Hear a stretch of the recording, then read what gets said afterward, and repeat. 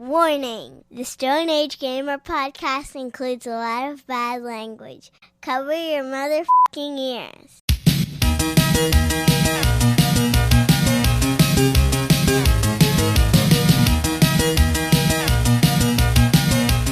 Good evening and welcome to the Stone Age Gamer podcast. I am Kris Randazzo and joining me tonight is over-scrutinized jawline Dan Ryan.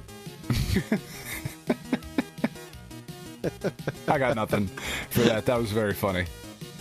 It's week 2 of our Not E3 season coverage, featuring the future of play, Ubisoft Forward, the Xbox Showcase, and a whole lot more. What spectacular new announcements got our toes curled? Get your hopes up for some 3D shoveling because the Stone Age Gamer podcast starts now.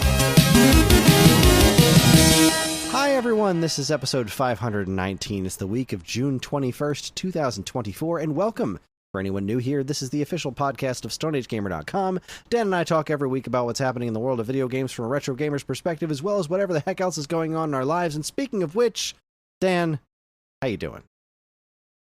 Well, first of all, Kris, I'm a little disappointed. I just opened up the commercials, and there's no new commercials this week. That's what I forgot to do. So I'm going to make that happen at some point this evening. Well, I knew I was forgetting something important. All right. I pulled them up. I was ready to go. Man, it's been a very frustrating week, and I think that's just kind of my life going forward. So to catch everybody up on where we are. Last Friday, I had gone and gotten the results of my CT scan, and they were not ideal. Nothing to go crazy about necessarily, but not ideal, certainly not happy results. And I wasn't able to get in to see my doctor because she is a human, and she works very, very long hours, and I like her quite a bit, and I like her as a person. I like her as a doctor. She needs time to herself as well, to be a person in the world. I get that. But I could not get in to see her. The next time she was going to be in was going to be Wednesday of this past week. So 2 days ago from when we're recording this. So I went in and talked to her, and we're going over it, and she's like, look, I'm not happy with these results. I'm not ready to say cancer yet.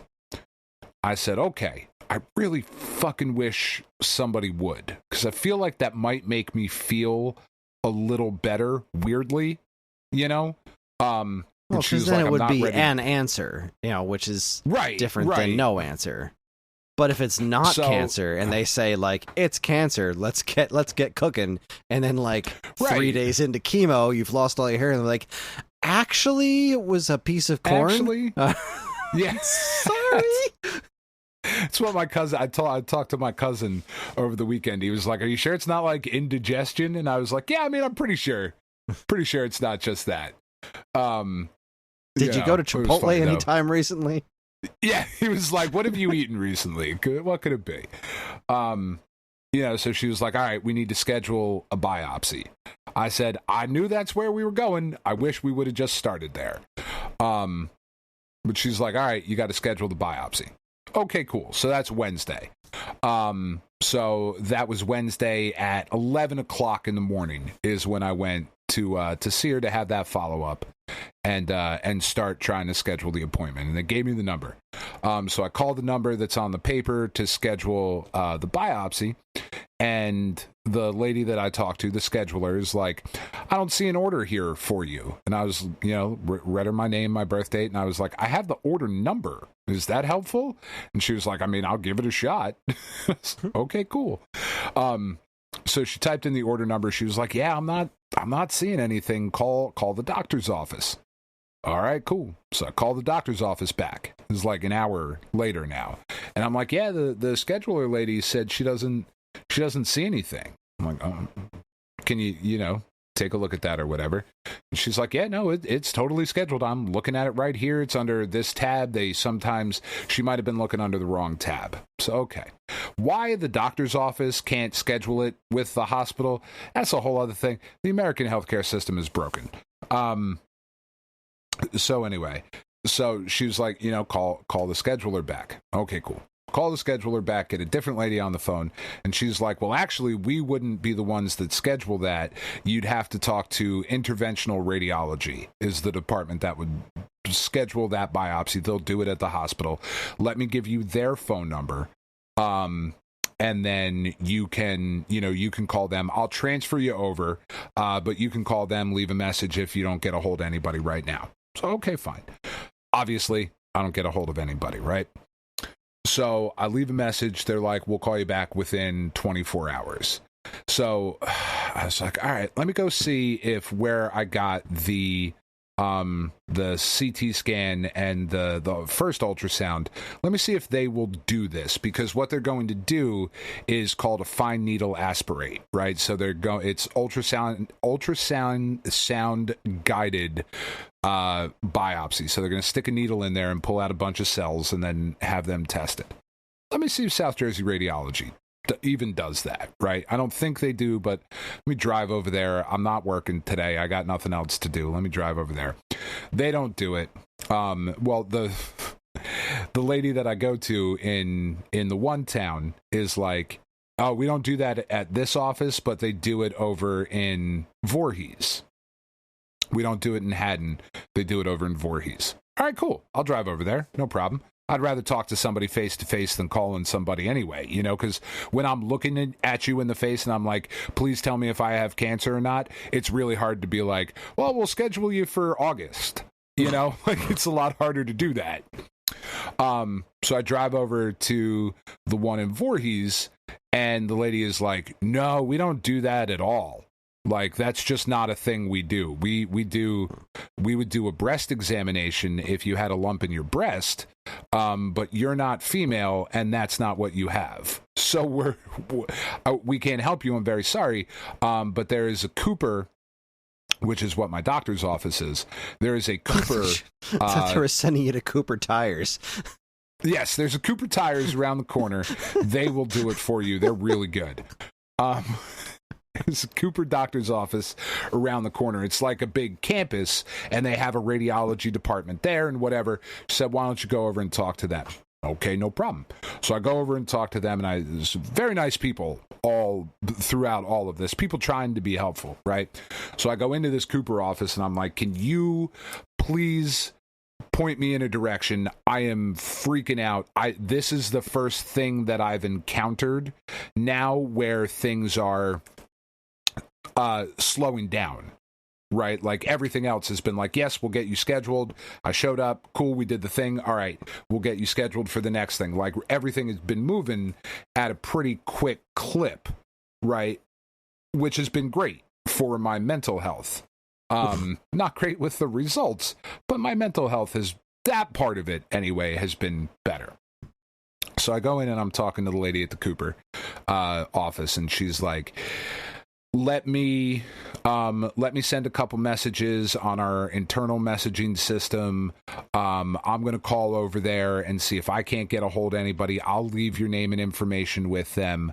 The best thing I can tell you to do, though, is you just got to call and leave a message. They will call you back within 24 hours most of the time. Because you can't just go see them. It has to be done at the hospital, but the people who do the scheduling don't work at the hospital. They work remotely. There's nobody for you to go see. I said, all right, fine. So I go home defeated at that point, because there's nothing else I can do at that point. I just kept trying to call. Like I called every half hour throughout the day.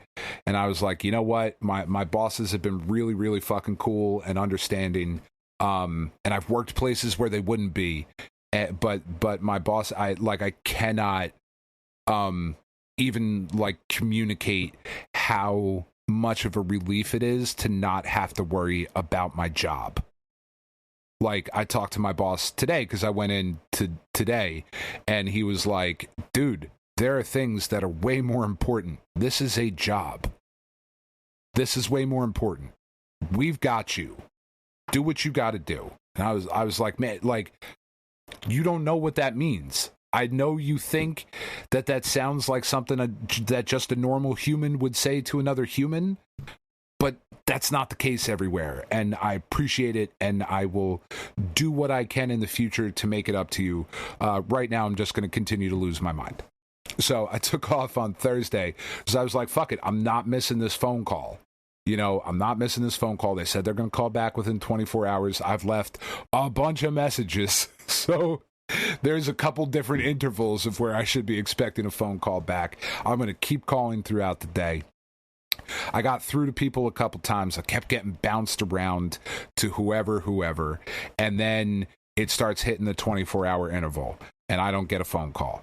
And then it hits the next 24-hour interval. So it's like, now it's 12:30. Now it's 1:30, and I still haven't heard from anybody. I'm like, fuck, dude. All right, I'm going to my doctor's office because the front office, the office staff at my doctor's office have been just phenomenal. There's a lady that works there. Her name is Olivia. She's just fabulous. And I was like, Olivia, you should be more shit at your job, because I'm going to keep it in coming in and talking to you because you're really good and you're helpful and whatever. So I go in and I explain what's going on to her. She starts calling people. The manager of the office starts calling people. Like, everybody's working on it. And she's like, look, you can sit here all day and we'll try to call. You can keep trying to call, or you can just go home. She's like, they're either going to call you today or they're not.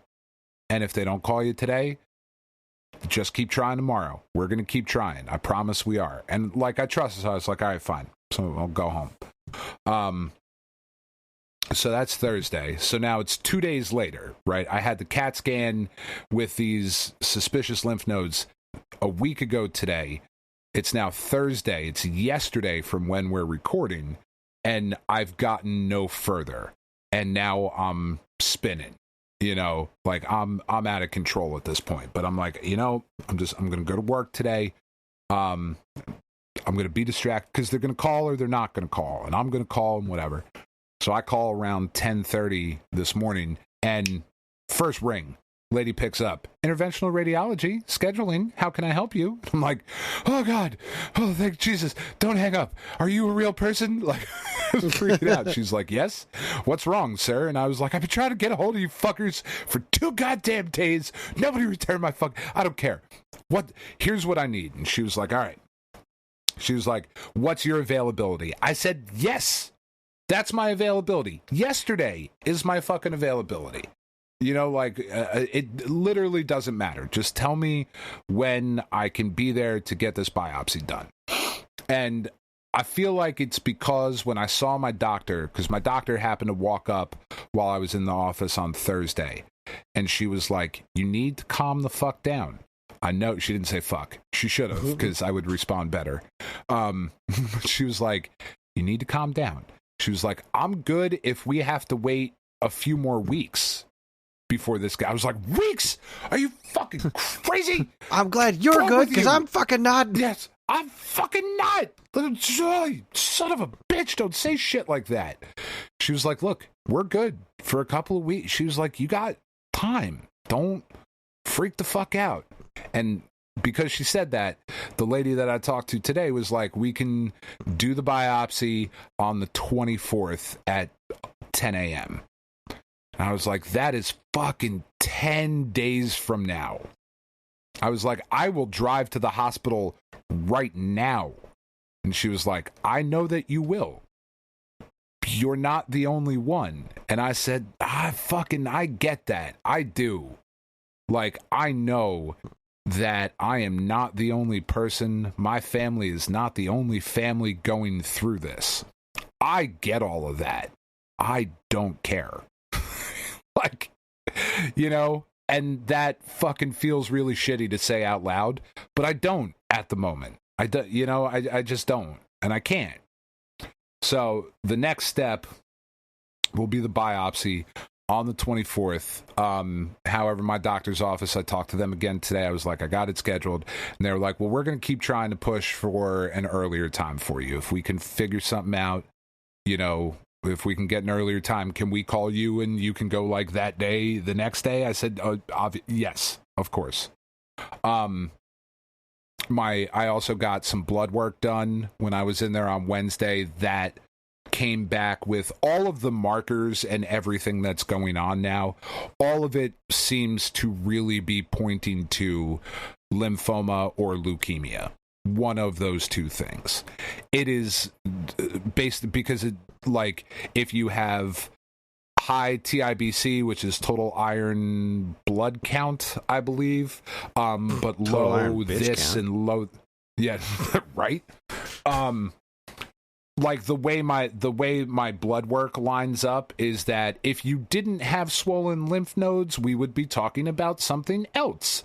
But because you also have the swollen lymph nodes, all of that together usually means this, and it usually means lymphoma or leukemia, which is what we've been thinking this entire time. Like I said, I am concerned that it is a different type of cancer that has spread from a different part of my body. That doesn't make a lot of sense. It has never made sense. I don't have any of the other symptoms that would indicate lower body cancers. I've been scanned for upper body cancers. Brain cancer is kind of ruled out because that's a closed system. Brain cancer doesn't jump to another part of your body. You know what I mean? Like that.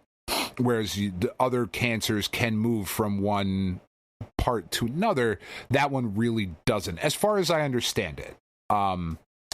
So because I don't have any of the markers of any of the other cancers, I don't have any of the other symptoms of any of them, and because of the way the lymphatic system works in your body, right, is that its job is to move things around your body. It is from your head to your toes, and that is what it's supposed to do. It's supposed to take things and move it down and fight and all of those things that it's supposed to do. So it makes sense that there would be swelling in different parts of the body, right? Because it's moving those cells around anyway. It just happens to be taking some of the bad ones with it, and then they're grabbing hold in other places. So, all of that is to say, I don't know anything definitively until the 24th, and I won't. And see, the bitch of that is that I won't even know that day, because it's not like they take it out and they're like, all right, well, here's what it is. We ran the test. It's still going to be time after that. So we're now looking at a month after the first visit before treatment even starts, and that just seems absurd to me. That just seems fucking crazy. But then I look, and the original appointment I had with Cooper after I talked to my doctor the first time, because I went to see the urgent care on Memorial Day. So that's whatever day, what was Memorial Day? May 30th? 31st, sure, something like that. That sounds about right. I don't fucking know. Whatever the fuck Memorial Day was. I mean, I'm going to look it up because that's important context here. Memorial Day, so Monday, May 27th was my first visit with the urgent care. I then went to my doctor on Tuesday, the 29th.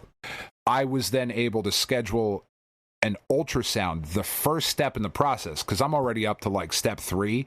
The first step in the process was scheduled for the 24th when I'm having the fucking biopsy. So that would have been almost a month before I even had the first ultrasound, because that's just how slow typically things move. But because my bosses were understanding and whatever, I was able to go to different places and be like, I don't care, my insurance covers it because I have really good insurance. Let's fucking get this done. So things have moved faster for me than they have for other people, but it still just feels like what do I do for the next 10 days, Kris? You know what I mean? Like what do I do? And I asked my doctor that. I was like, all right, Dr. Gill, what do I do? Do I exercise differently? Do I do I do coke about it? Like, what the fuck happens now? And she's like, nothing, man. She was like, it just, you have no symptoms. Mow your lawn. Eat a fucking burrito. Like, it's like, all right. Well, I guess it is slightly encouraging, because if this was obviously something serious, then they wouldn't be, poking around all these tests and stuff. Typically speaking, if it's like, oh, this is cancer, tomorrow you start. We'll figure out the rest of this shit paperwork later. Tomorrow you start. So, at least that's somewhat reassuring that the fact that they're sending you around to these various things and places means it's not that it at least on the surface is not that urgent, and that can't be a bad thing. It doesn't appear as urgent to anyone else as it does to me. And yes, you are right. That is a bit of positive. That is a silver lining in all of this, is that it is not as urgent. Because if you go to the doctor and you're not being seen by a doctor, right? So like you go to get a scan of something, and the nurse or the technician who is doing the scan says, I'm going to go get the doctor. That's when you should start being concerned, right? Like that's the oh fuck. Things are about to start moving at a very rapid pace because there's something very wrong here. Like that's what happened with my blood pressure.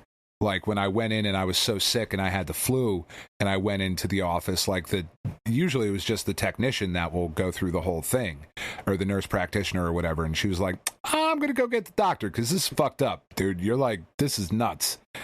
And that moved quickly, and thankfully it didn't, whatever. So no, nothing that I've had done so far has required the immediate intervention and interpretation of a doctor. And my doctor herself even said, I'm not ready to say that word yet. And I was like, well, look, Dr. Google, which is not a reliable narrator, as we were talking about earlier, but Dr. Google has told me that this could be a number of different things, but that one of the other things that lines up with the symptoms that I have had, the mild, like the swollen lymph nodes and the blood work that I have, is HIV/AIDS. And if that's the case, somebody has a lot of fucking explaining to do, Kris. Because it damn sure isn't from me. Like it would have had to be a dirty needle from somewhere, and I don't do any needle-based, I don't do drugs. I was going to put the qualifier of needle-based drugs. That's fair. You don't know what your family is injecting. Your daughters, they could be injecting you with all kinds of stuff. They could. Your dogs. They very well could. Your dogs could be sneaking into your room at night, injecting you with dog poison. And you don't know where you don't know where they got those needles from. They don't know shit about sanitation. They're dogs. You're right. You're very, very right. But like it's stuff like that is the others, or like lupus and shit like that. And like, believe me, Kris, I want nothing more than to come on this podcast and be like, dude, fucking false alarm. Holy shit, that was scary. I want this, I want nothing more in the world than this to be a very dramatic wake-up call to not just myself, but our listeners, my friends, everybody, to like, check your shit out. You know what I mean? Go to the doctor. I want nothing more than that. I really doubt it. And like, and the hard part about it is trying to make some amount of peace with that. Because, again, and I cannot stress this enough, I'm not worried about the fight part. It's going to suck, but I'm going to get through it. I'm not fucking leaving. No. It's not happening. You know what I mean? Like, I'm fucking Wolf of Wall Street in this shit. I'm fucking leaving. Mm-hmm. You know, like, that's where my head's at. Like, fuck you. I don't know. Like, I'm not doing that shit. I went to my daughter's graduation yesterday, and as I sat there, the thought obviously creeped into my head. I wonder if I will get to go to their high school graduation, which was then immediately followed by, shut the fuck up. Of course you are. Of course you are. What an absurd thought. Absurd. So, I mean, unless the world blows up. I mean, nuclear winter sure. is right around the corner at all times. But I understand what you're saying. Just, you know, the bombs could be showing up any minute now. You're right. Just you're very right. You're 100% accurate. 100%. But like, yeah, like that's where I'm at. You know what I mean? I would love nothing more to come on and be like, holy shit, that was fucking crazy. I cannot believe that I went so far down this rabbit hole and whatever, and was chasing doctors and all of this shit. And it turns out it was just indigestion. Who fucking knew? You know, I really would love nothing more than for that to be the case. I just really fucking doubt it. I just really do. You know? Yeah, I get it. And the hard part is sitting here like, all right, so I got to wait the 10 days to get the fucking next thing done. And then I got to wait till after that to get the biopsy done to then start the treatment. And like, fuck, man, let's go. Let's go already. You know? Not that I can go anywhere and be like, I'm going to get some chemo just in case.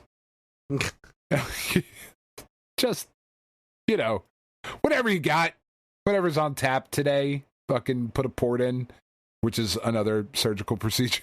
You know, but just whatever. It's fine. Hit me with some radiation. What you got? So it's like, oh, fuck, dude. It's really, really hard, obviously, to focus on literally anything else. For me, maybe other people would be able to deal with it better.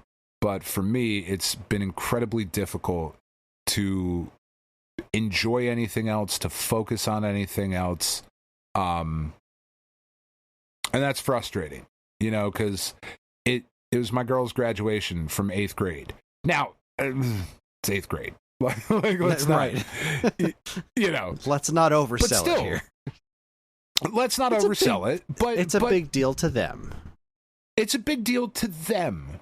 And I have not been able to properly make it a big deal with them.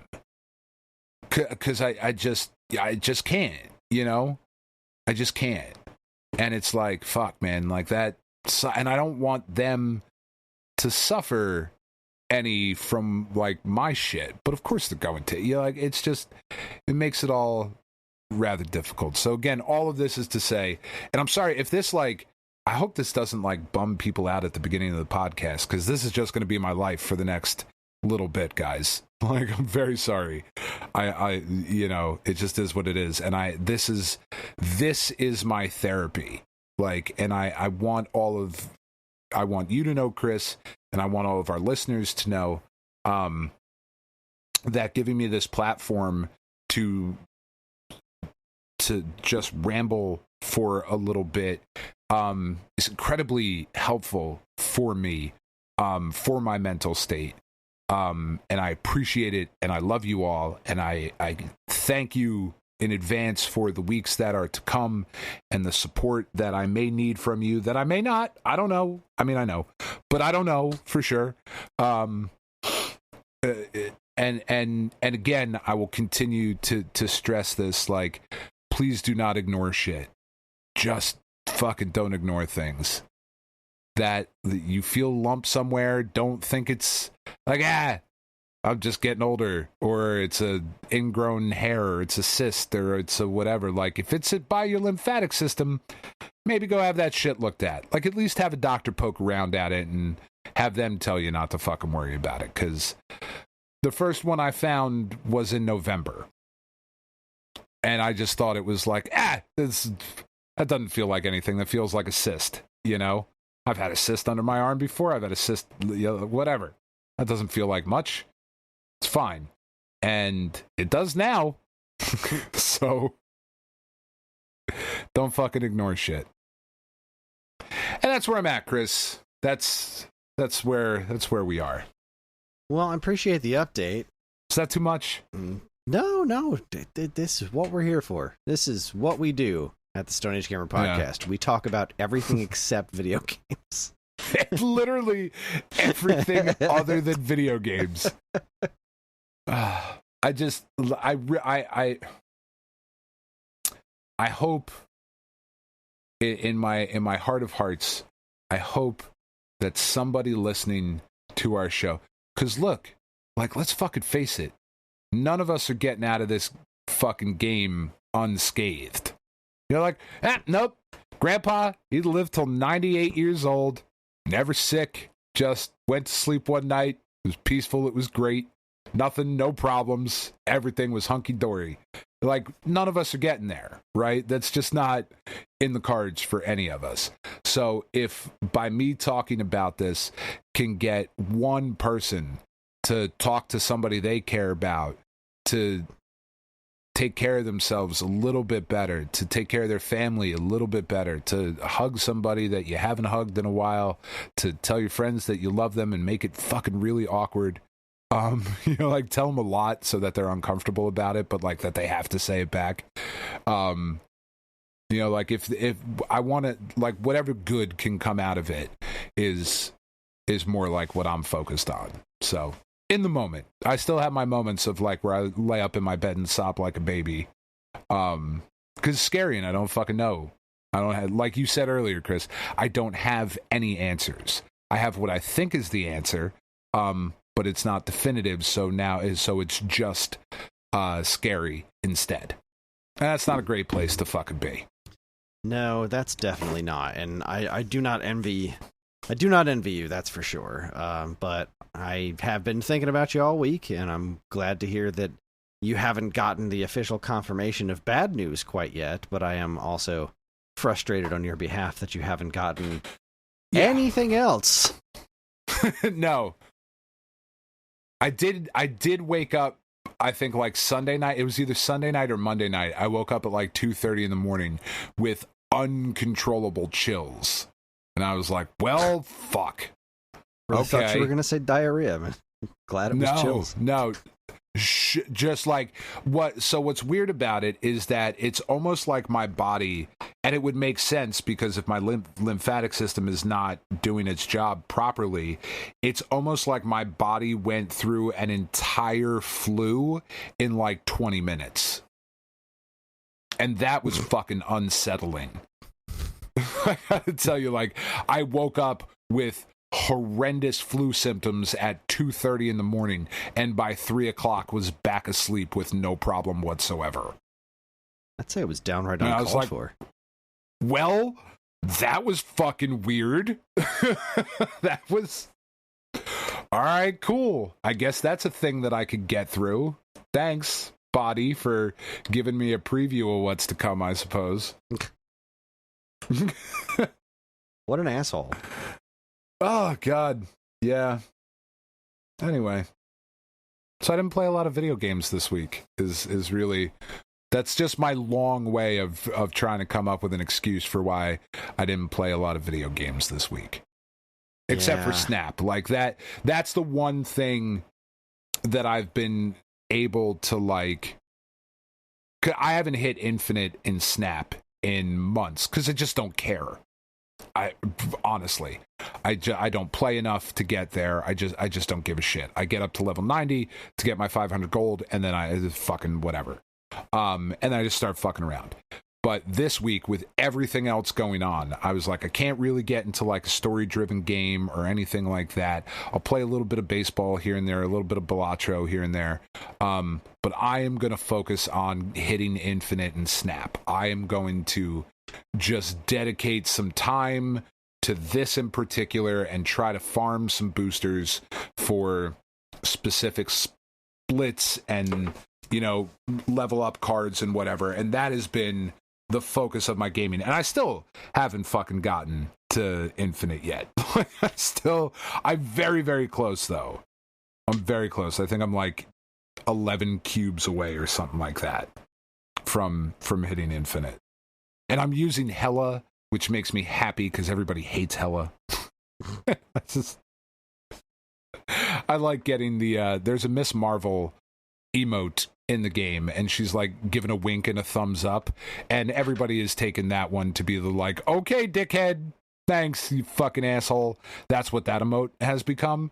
And I just enjoy winning and getting that emote from people. It makes me happy. No, I'm only 8 cubes away from hitting Infinite, so that's fun. It doesn't ultimately matter. It's been a decent distraction because it's just different from the way that I usually play Snap, right? Like I usually play and I'm like, oh, this is fun. Let me try out this deck. And oh, I saw this on Twitter. Let me try out this one. And let me try this over here. But this time I've been like, nope, I'm going to focus on this so that I don't think about dying. Fucking. Tiff asked me not to make jokes. And I'm trying not to. Oh, you can make all the jokes you want here on the show. No, I know. That's how I deal with stress and tragedy and terrible situations. Yeah. I make jokes. Yeah. Laughter is the best medicine. I did have to talk to the kids a little bit. I'm like, all right, you guys got to tone like... Because they say a lot of shit like, oh, I'm going to fucking kill you, you know, like just to like each other and shit like that. I'm like, all right, you guys are like really upsetting your mom. You got to like pull back on that shit a little bit. And they're like, why? It's like, well, kids, we kind of have some shit going. And they're like, oh yeah, we forgot about that. I'm like, you're not fucking great people. I don't know what I did, where I went wrong. You're not great humans at the moment because you're teenagers, and teenagers are terrible humans. But it's true. They're like, oh, okay. Yeah, that makes sense. I'm like, yeah, please, you know, like, just pull back a little bit from, like, the aggression and the 15-ness of it all.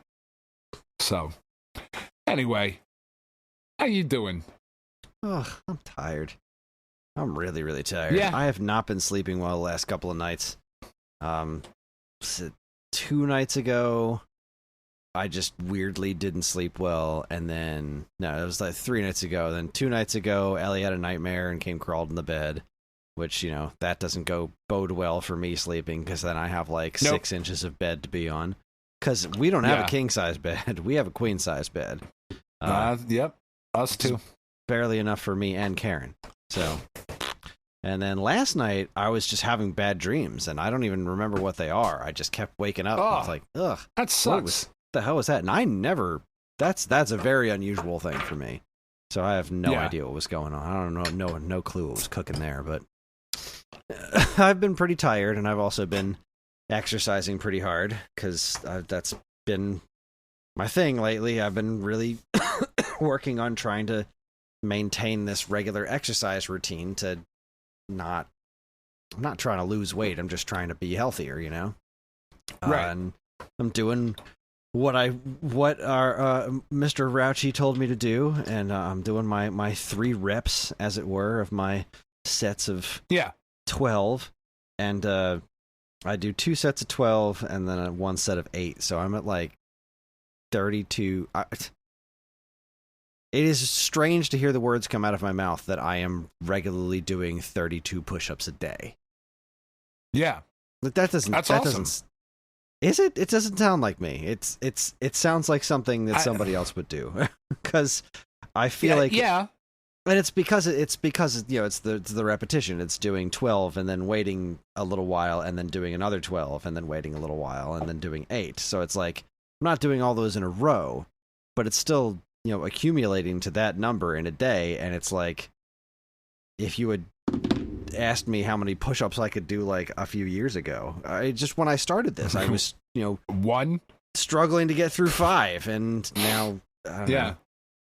So it's something, but it's also exhausting, and it's so hard in the summer, and I'm still trying to get used to having a dog in the summer that requires walking, because what I would usually do is I would take a shower in like the middle of the day, because that's when it makes the most sense, where other people are around in the house and when I'm free, when I won't be missed. But that is now completely pointless, because if I take a shower in the middle of the day, I still got to walk Hopper in the afternoon. And when I come back from that, I'm drenched in sweat, because that's we're now at the point of the year where if I walk outside, I'm sweating. If I am conscious, I'm probably sweating. Yeah. So You're a I've sweaty had to, boy. It's all right. It's hereditary. It's ridiculous. So I've had to pretty seriously adjust my schedule to be able to shower later in the day, and it's not working out great. It's not. It's getting in the way of certain things. And yeah, the kids, this was their first day of summer vacation, so trying to. I was supposed to be around more today, but a work thing happened where I made a video for a product that we were going to do for a giveaway. Because whenever I do the product overviews, like, I'm supposed to be... They send me these products to do the videos on, and then we give them away, the ones that I use in the videos. But every now and then, I'm told that, no, we can't do a giveaway on that. Well, why? Why not? What else are we going to do with this thing? So I wound up having to... I only have a few items left from the last bunch of stuff that they sent. So I had to cobble together today a video on the Turbo EverDrive Pro, which is considerably more complicated than, this is something that I would have liked to take a couple of days to do. But the video needs to go up on Sunday. So I had to make that shit happen today. And that was in addition to all the other work that I needed to do. So like you mentioned earlier, I forgot to write commercials, which I was able to do while listening to you talking earlier. So they're not very creative because I was listening to you. So I was just like there. So we'll have to put our own spin to make the commercials fun this week, because they're not super creative and fun, but they do exist now. That's not nothing. I'm just beat. It's I'm tired, and Evan's out of town this weekend, and I have to edit a theater near you and this podcast this week, and Sunday's Father's Day, and tomorrow Karen and Ellie are out doing stuff. They're doing a mud run with my mom, which is kind of fun. That's fun. Yeah, Karen's not thrilled about it. But she loves my mom, so... But she loves my mom, so that's where that is. So yeah, I'm probably gonna wind up editing podcasts for Father's Day, which I'm not thrilled about, because I just want to break. Like, I know I don't have nearly as much going on in my life as you do, but I still got plenty going on, and I'm tired, and I really want to break, and I would like to do nothing for Father's Day. And that's the other thing. Like, we got Father's Day, we got my birthday next week. Worthwhile. That's acceptable. It is worthwhile. Like I haven't sat and just played video games for no reason for a while. For pleasure. Exactly. I've been doing them. I've been doing them for work so much lately. I haven't done much gaming just for the hell of it, because I like video games. Yeah. And I've got my birthday next week, and Karen wants to know what to do for my birthday, and I'm like, well, we're fucking poor, so as little as possible. Because this month has also been extremely financially draining, and I haven't even gotten new tires for my car yet, which is gonna be like $1,200 at least. Like, oh, fuck that! Go get used tires. There's got to be a used tire place by you. Used tire place, yeah. I got when Tiff was getting her new car, like, I went and priced the tires at the used tire shop. It ended up not needing them, but it was going to be like $100 for all four, like, including balancing and all of that shit. Like, now that doesn't include what the fuck, when your steering wheel's out of fucking whack. Alignment. Oh, Jesus. Alignment. Thank you. Doesn't include that, which is, not ideal. You want to get the alignment done as well. But if you need a set of new tires, like, used tires, pretty fucking okay. And they're like $30 that's a what piece. You want. That's what you want with your tires. You want them to be pretty okay. Yeah.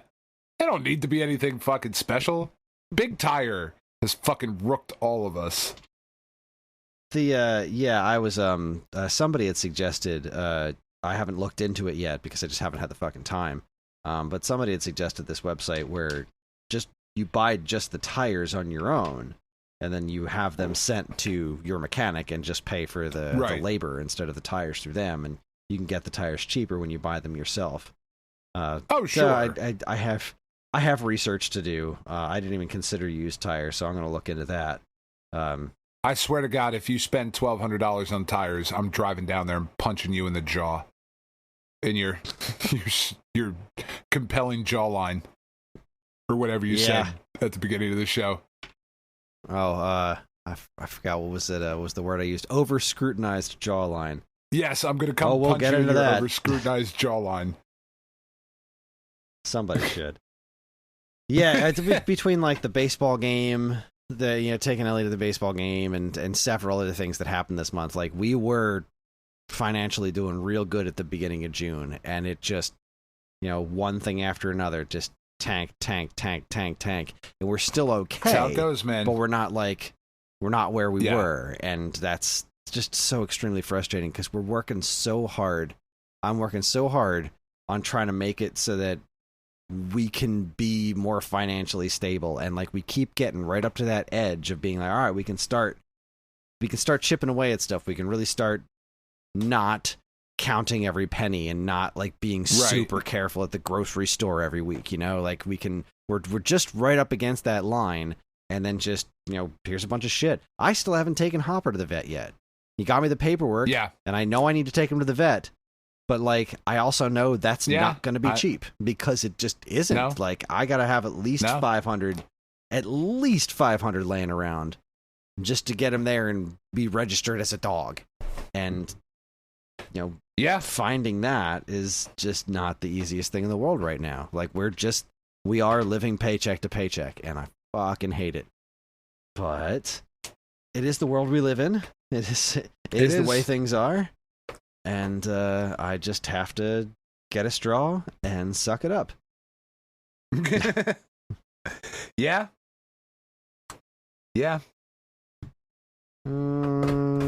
I have, just as of this evening, cleared 500 in both of my Gambler accounts, though. So that's exciting. I can start pulling a little bit of that out to pay for the various things in life. I have also kind of leading into this, my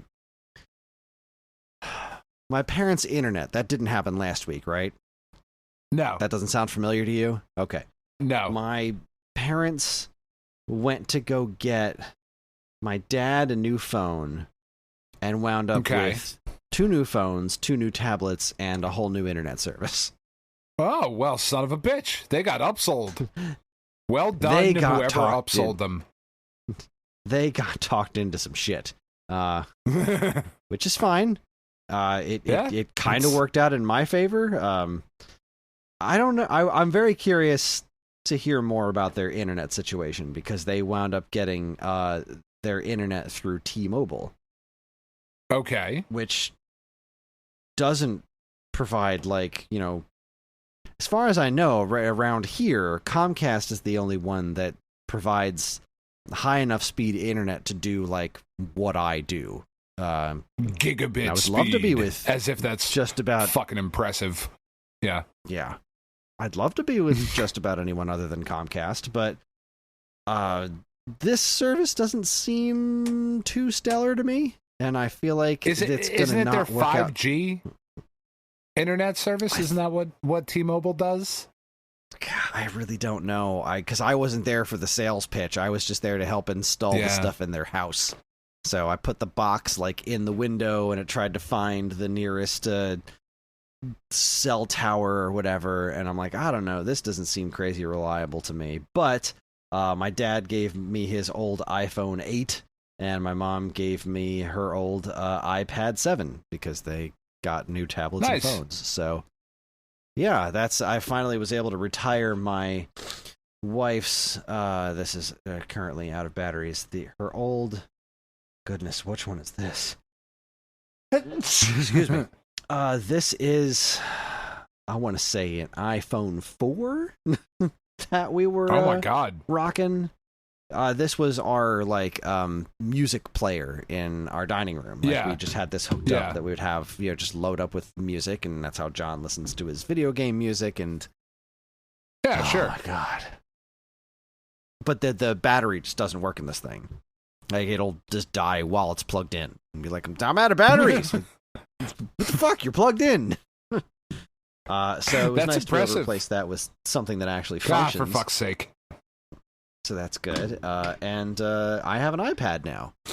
And so since that other phone and the iPad are functional devices, I meant to do that this week. I meant to do it today, but today turned into last minute writing for Nintendo Force, making this whole video, doing the script for this, etc., etc. So I didn't get a chance to do it, but I plan on setting up Karen with 2 different Gambler accounts so that every Friday I can do it on 4 devices instead of 2. That seems like a good idea. It does, because that means that I can earn twice as much. Yeah, that's never a bad thing. No, it's never a bad thing. It's a silly amount of effort to get a little bit of extra money, because that's the fucking world I live in. You gotta get that extra money somehow. It's the world we all live in, Chris. It's true. It really is. The only gaming that I have been doing, I have been trying my very best to push myself into at least a little bit of time throughout the week, usually in lieu of, it usually cuts into my sleeping time. But I've been working through the Mega Man games on Nintendo Switch Online. I'm halfway through Mega Man 2. And these games aren't long, so that goes to show you how much time I've been able to make to do that. But it's just wonderful to be able to play those games on my TV with a rewind button, and it's very, very smile-inducing. I've been having a blast with those. I really like those games. They're so strange. They're so not quite the NES games, they have such a different feel and slightly different physics, but they're unique Mega Man games, and they're fun. I like them. They are fun. I've always struggled on whether or not they're actually any good. I would say they are. They get better. They're not bad. They're more flawed than the NES games, but they also, they have a more difficult task ahead of them, being, on the Game Boy with its limitations, with its screen and power, etc. But yeah, I do think they're solid games, because I have fun playing them. There's right. Oh, I have fun playing a lot of shit that's not good. I just, fair enough. There's definitely stuff especially the first one, that's definitely could be considered not good. There are a lot of insta-death things. There's just no way to see that shit coming. You jump down blindly into a hole, and it's well, if you don't hold left, then you're gonna die, and there's no way to know that until you get down there and die. Until you do it. That's the only but now one I have I ever rewind, had. so that's fair. The first one is the only one that I ever had physically. I still have it. So that's the one I'm most familiar with. I've played all the other ones, and you're right, they do get better. But my memory of them is certainly colored by the amount of time I've spent with that first one, because it's fucking frustrating. Yeah, it is. Now, let's see. 29. John has been obsessing over, and I feel like you've heard of this game before because you have kids and they're not as young as John, but who knows? It's been around for a while. Are you familiar with Friday Night Funkin'? Oh, yeah. I talked about that years ago during the pandemic. Yeah, Katie was all fucking about it. She was really good at it, too. John's all about it, too, and it's like DDR with a keyboard or some shit like that. It's not bad. Yeah, honestly, it's not bad. The music is, or at least the music in the stages that he's playing. Oh my god. Some of it's my god. He is obsessed with the most difficult, insanely difficult levels of this game that are just as I'm looking at it, he's like, yeah, my friend can do this. I'm like, there's no way he can do this. Like, this is just ridiculousness. Like, all you got to do with this is slow it down and practice it, not realizing that unlike DDR, it doesn't count against you if you do incorrect inputs. Because I watched John play, and he's like, look, I figured out how to do this stage. And he just vibrates his hand on the keyboard. He's not pressing anything. He's not following the notes. He's pressing all the buttons in a random order as fast as he possibly can. And I'm like, oh, okay. Well, he might be on nonsense. the free play version of it, because there is a version where that shit definitely does count against you. Oh, he's definitely doing some kind of free version of it or something, because it's the level that he's obsessed with is called Unfairness, where like the arrows go by. I don't know that song. Yeah. The arrows go by like, I don't know, faster than the human eye can see. Like they're just zipping unreasonably fast, and periodically the screen turns upside down and sideways, and like the level is called Unfairness, to be fair. To be fair. And the song, the fucking music, oh my god, this song is absolute garbage. It is one of the worst things I've ever heard. I don't know that. I'm going to pull it up. I don't think it'll bleed through. Please do. Please do. Pull it up, because if not, I will send you a link. FNF Unfairness. FNF Go ahead and listen to this thing, which he has requested I put on the iPod so he can listen to it on his own, and it's just... Ooh. Okay, it's hold on. Stressful to listen to. It hurts. Okay, Unfairness in 4K. All right, hold on.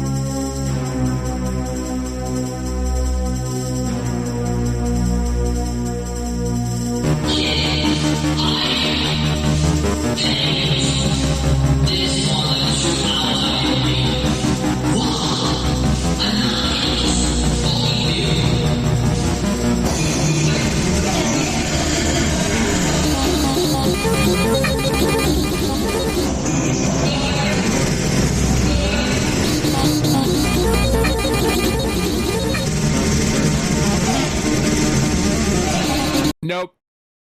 That's about enough of that. That does not sound like Friday Night Funkin' music usually does.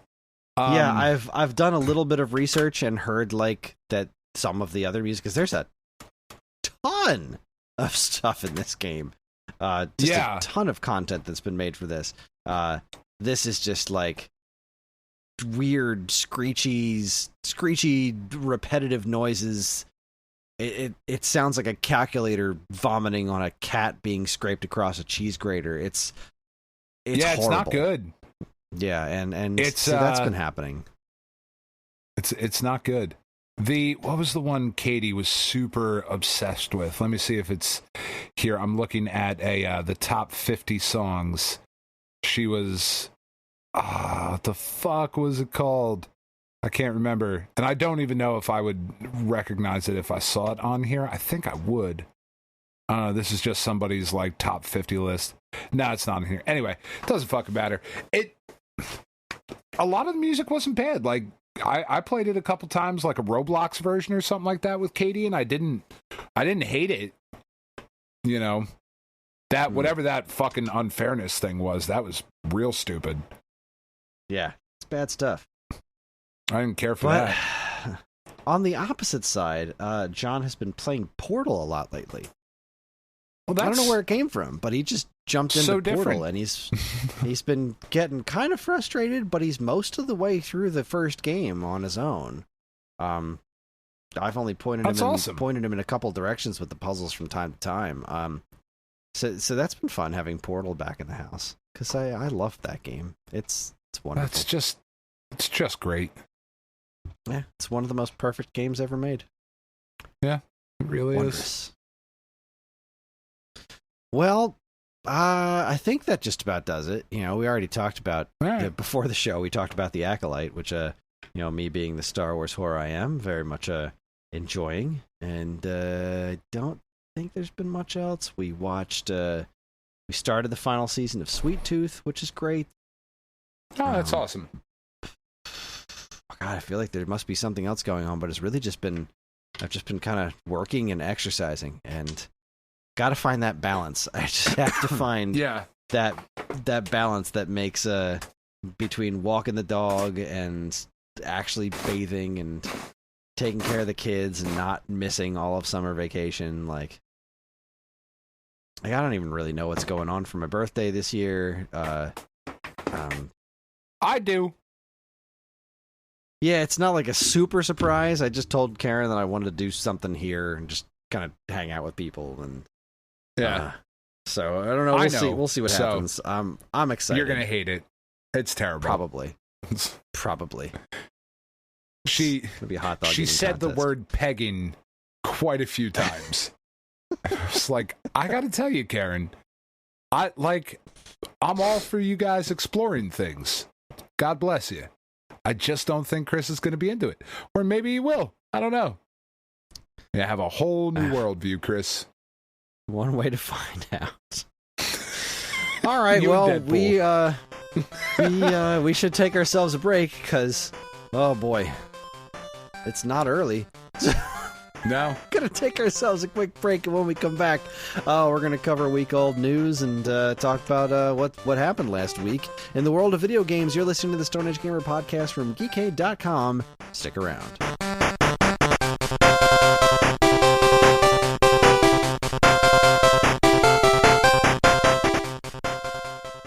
And now here's a quick look at what's new on the official Stone Age Gamer YouTube channel. First up, Kris, bees. Not like the cute yellow and black pollinators, but like the actual letter B in plural form. Like multiple bees. Like BBs. But not like BBs, right? like the HH button. Like the HH button. Yeah, exactly. Exactly like that. Nintendo has a number of franchises that start with the letter B. Really, though, the big question is, how are those franchises doing? What has the big N been doing with the likes of Balloon Fight, Bayonetta, and Box Boy? What about the ultra-beloved series that all Nintendo fans have been holding out hope for, the Super Scope-enabled Battle Clash? How about baseball? Everybody likes baseball, right? Kris, that's you, dives deep to investigate what Nintendo has been up to with their B-tier franchises. I see what you did there. And you can learn all about his findings in the Nintendo Report, Baseball's Bots and Boxes, which is not as sexy as it sounds. No, but you know what? That made sense, and I'm thrilled because I really was listening to you and not paying much attention to this. So I was kind of afraid there's just going to be a lot of sentences that don't line up here, and that went surprisingly well. Let's see if we can continue. I should have said the Nintendo Report, Baseballs, Bots, and Vaginas. I mean boxes. That would have been funnier. I mean vaginas. Vaginas. My favorite kind.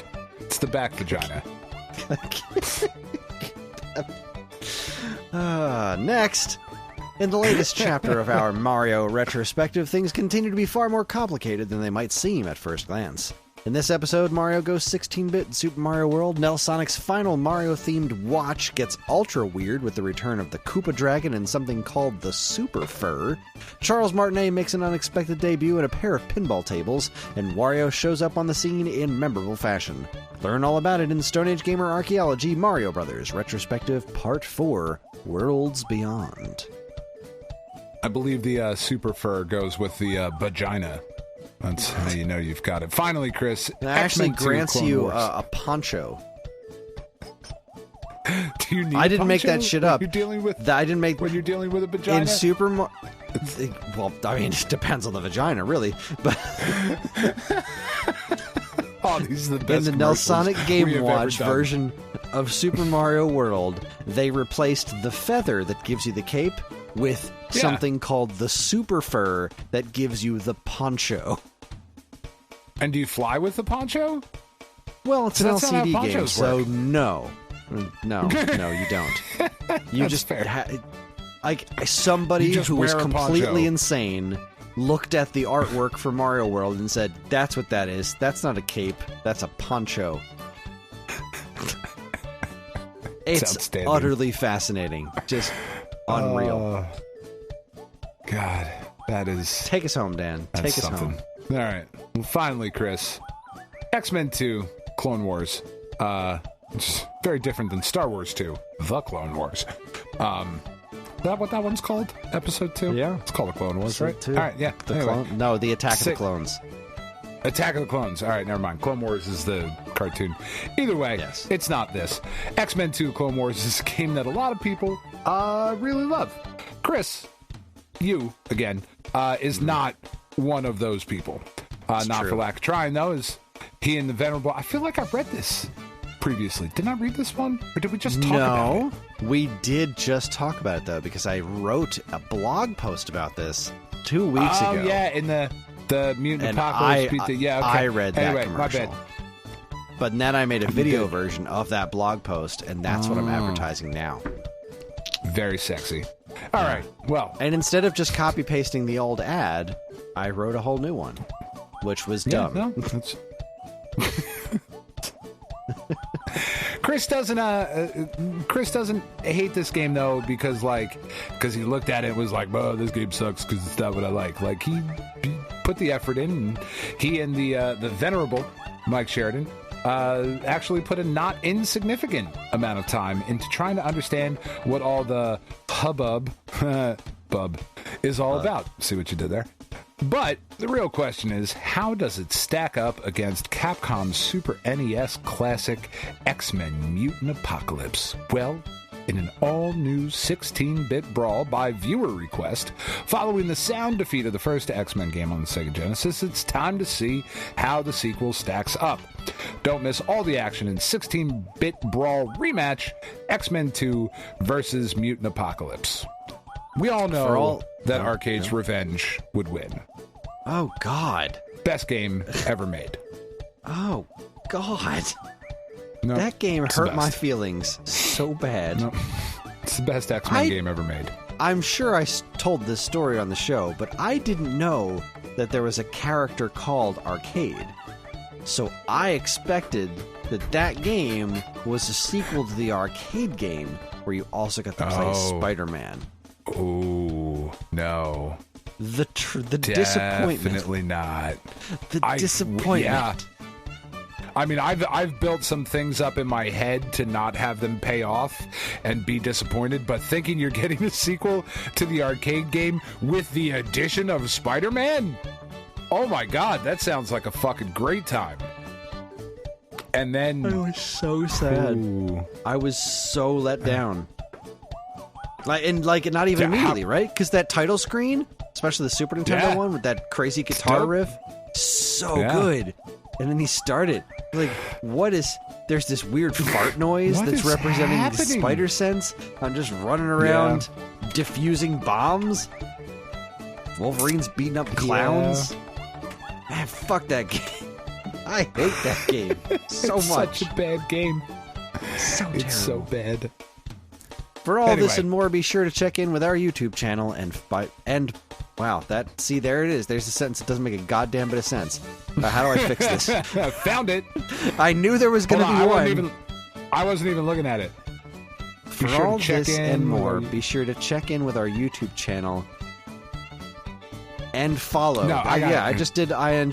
Yeah, just do follow. There we go. For all this and more, make sure to smash that like button on the Stone Age Gamer YouTube channel. Enable notifications so you don't miss a video.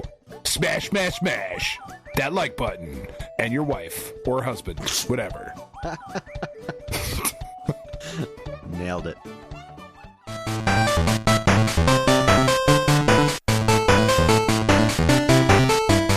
Everybody, we are back, and it is time to discuss what's new at Stone Age Gamer. This is week 10. Still waiting on those Power Mace minis. Still waiting.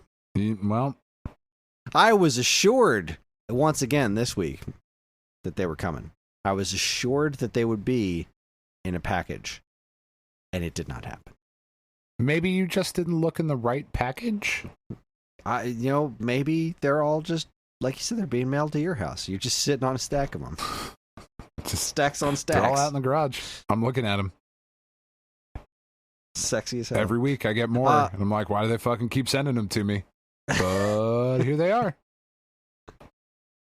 Really, the only news that happened this week with Stone Age Gamer was that we got a restock on some of the HD Retrovision cables that we've been out of, which was nice.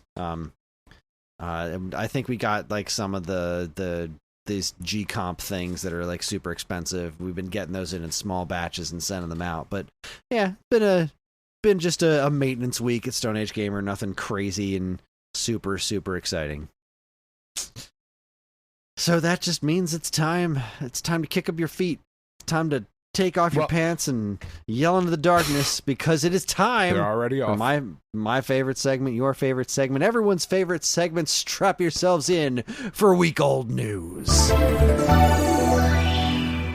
Before you hit me with some news, though, Kris, I did forget to mention earlier that one wonderful ray of sunshine and love did show up on my doorstep this week. I got a package from Ferg of some records. Ooh. And it was just fucking a Bad Religion record, which it's fucking incredible.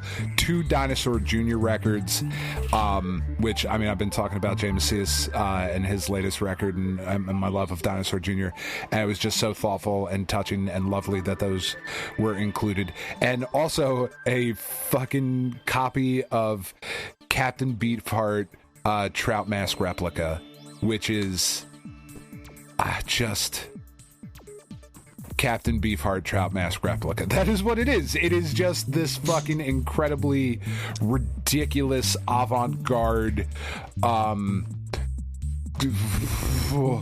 whatever it is, and I fucking love it. And I put it on. A pen was with me when I opened up the package, and I was like, holy fucking shit, I can't believe Ferg said. I was like, oh my god. And she was like, what is that? First of all, it's an amazing album cover, but what does it sound like? And I was like, you're not ready. And she was like, oh, you fucking try me. Yeah, I'm not ready. I'm 15. I know everything. I listen to weird shit. I love Tiny Tim. And I was like, yeah, everybody fucking loves Tiny Tim. Okay? Come here. This is nothing like Tiny Tim. You're not ready for this. This is not even the Doodah Dog Band. Like, you are not fucking prepared for this. And I put it on, and she just looked at me. She was like, what is fucking wrong with you? This is just insanity from start to finish. And if you've never listened to Captain Beefheart and his Magic Band's Trout Mask replica, I don't know if you should, but you should, kind of thing. It is insane. Bad Religion, Dinosaur Jr., Captain Beefheart, like, Ferg, love you, thank you. I mean, I sent him a message. I'm not just saying it here for the first time. But that was really fucking awesome, and I wanted to shout him out to fucking everybody. Ferg is the best. Ferg is the best. He is the gift that keeps on giving. He's a magic man. He really is. So anyways, welcome to Week Old News, Sorry. Where we talk about all the news that was new a week ago. Now, it's going to be a little bit lighter because a lot of the news last week had to do with our feature topic, the Not-So-E3 recaps. So let's get right down to business. Kotaku reports that PS2 era The Thing is getting a fancy remaster. That's pretty great. It's a good game. It's a great movie. Good game. That could be a great game.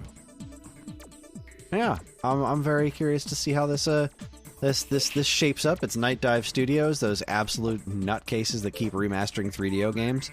And I love them for being weird, and I hope this comes out as good as that I imagine it will, because they don't seem to do bad work.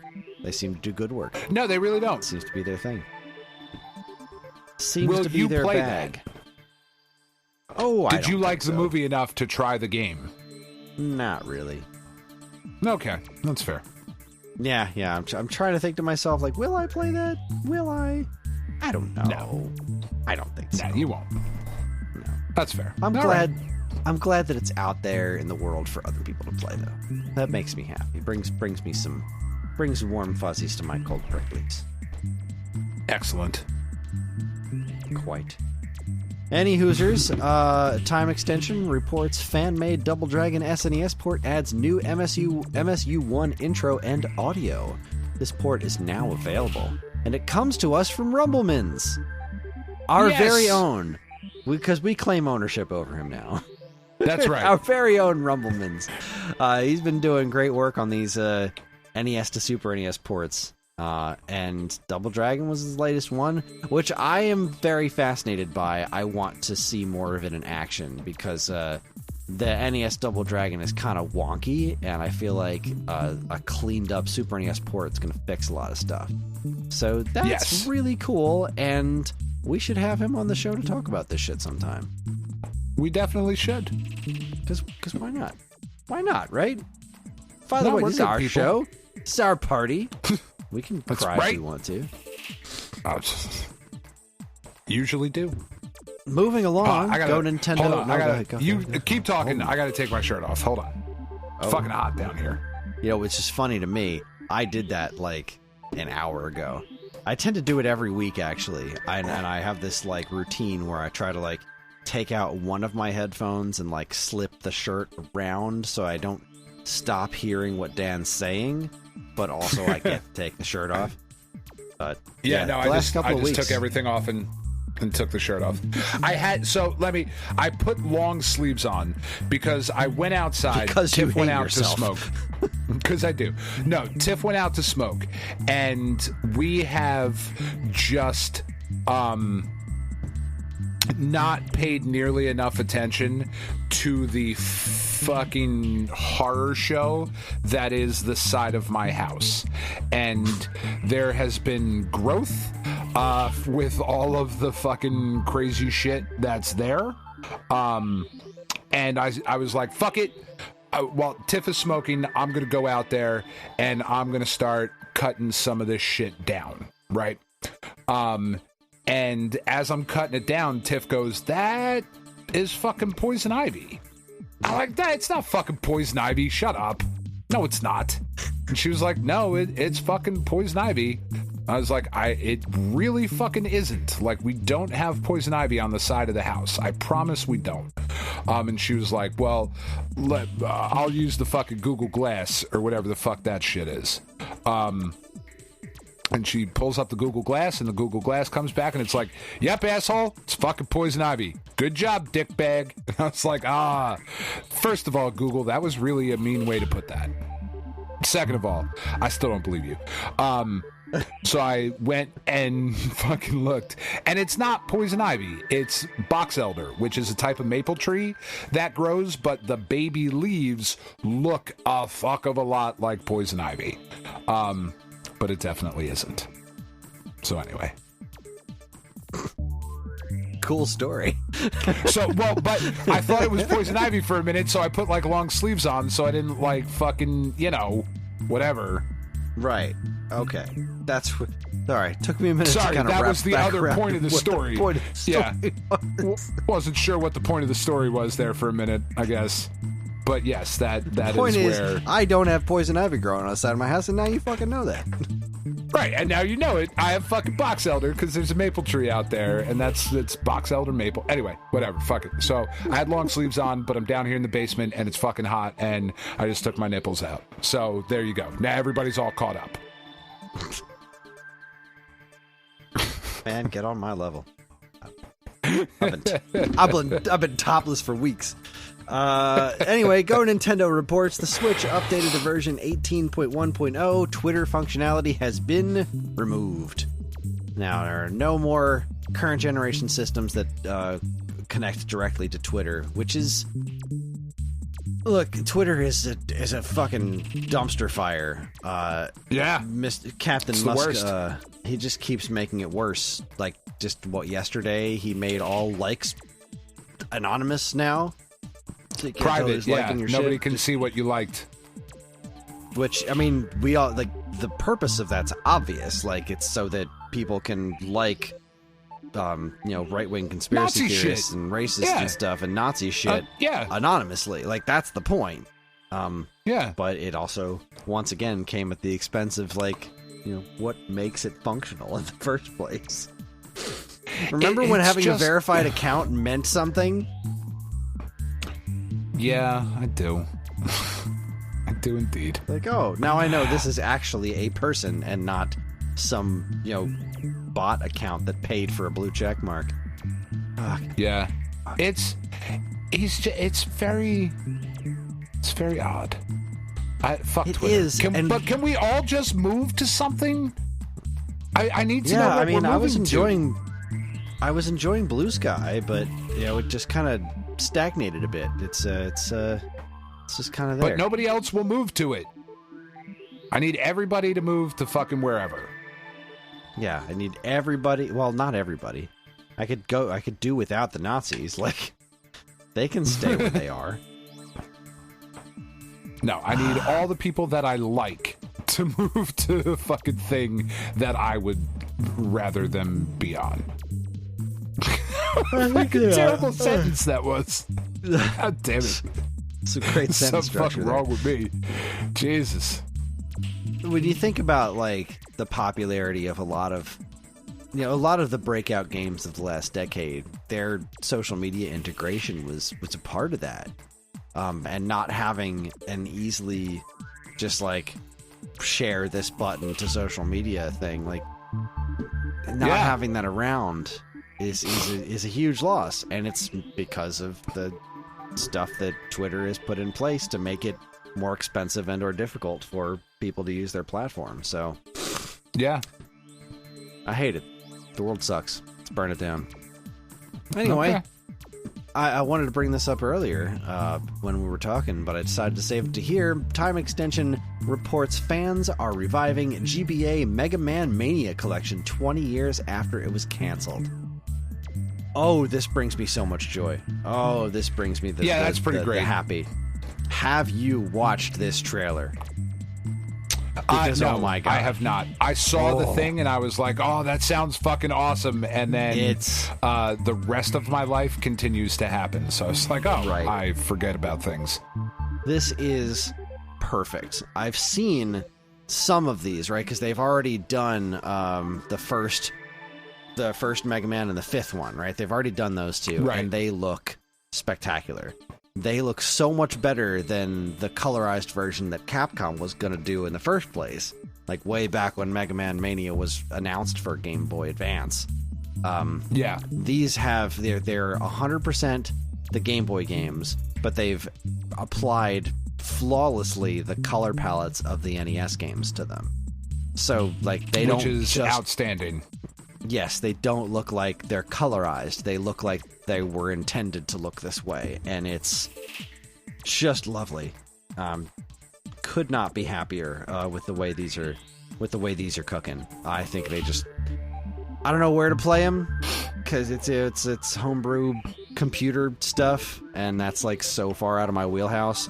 But I'm working on trying to get my PC mode up and running on my Atari VCS. Because I really want to replay AM2R, and I feel like if I could get that running there, that would be a great place to play it. Because I just want to sit back, play it on my TV with a controller in hand, and the VCS seems like pretty well suited for that.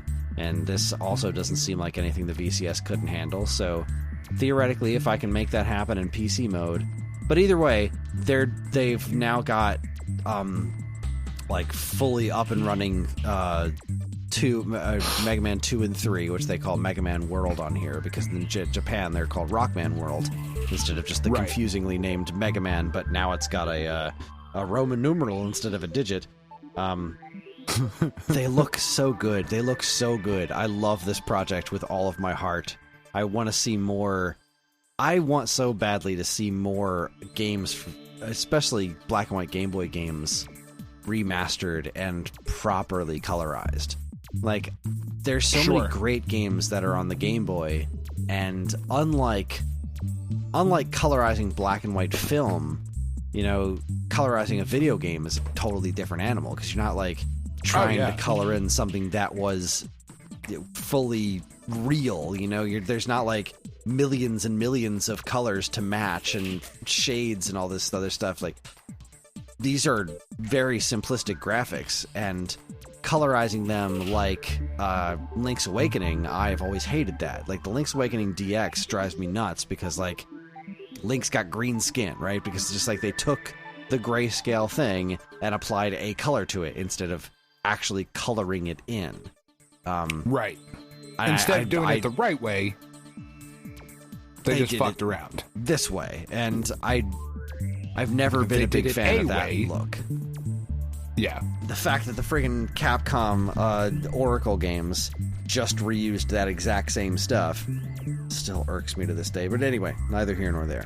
These games look amazing. I'm so excited to give these a try because these games deserve to be in color, and I want more fully colorized Game Boy games to this extent. Breaking news, Chris. Breaking news. Breaking news. With tonight's victory. No, I don't know. With tonight's victory, the New York Yankees have just recorded their 10,000th victory. Wow. In franchise history. 8-1. Wow, the Phillies game apparently is still going. 10,000 wins. I think it's over. No, it doesn't say it's over. It's right now. It's 5-3 in the bottom of the 11th. I guess how does overtime work now? Do the Orioles have a chance to try and try and come back? I mean, I guess that has to be the case. Who's up? Where is it? Looks is it like home or? Well, if it's bottom of the 11th, then whoever's winning. Is it bottom because the little 11th, arrows pointing down? Does that mean it's the bottom, or does it mean it's So it's the bottom of the 11th. There's one out and somebody on third. And the Orioles are winning? No, the Orioles are down. Phillies are up 5-3. And the Orioles are up at bat. I have to assume so. I'm just looking at the. It doesn't say who's up at bat on this little app here. Okay, but I see the Yankees won 8-1, so that's good. It would be lovely for the Phillies to win a game because victories. That's a lot. That's a lot of victories. It's a Way lot. to go. I mean, It's been. When I started watching Orioles, the Flyers, I'm looking right now. The Orioles are up. It is the bottom of the 11th. The Orioles have to score at least 2 runs to push it to the 12th or game over. Correct. So the Phillies probably have won this one. Probably. But that's good. Because here's the thing. Because the Orioles are a good team. I was watching the Flyers earlier this year, like late last year. I finally got myself back into hockey, and it was wonderful, and the Flyers were doing great. And then all of a sudden, they just started shitting the bed. They just tanked their entire season with these huge just loss runs, just like these marathons of losing on top of losing. And I don't know what happened. I went to go see the Phillies with Ellie, and it all went great. And then they just stopped winning. Like, they won the first London game against the Mets, and then they lost to the Mets. And that's that's not good. That's not what you want. Good. And then they lost the Red Sox a couple of times, and just on this losing streak.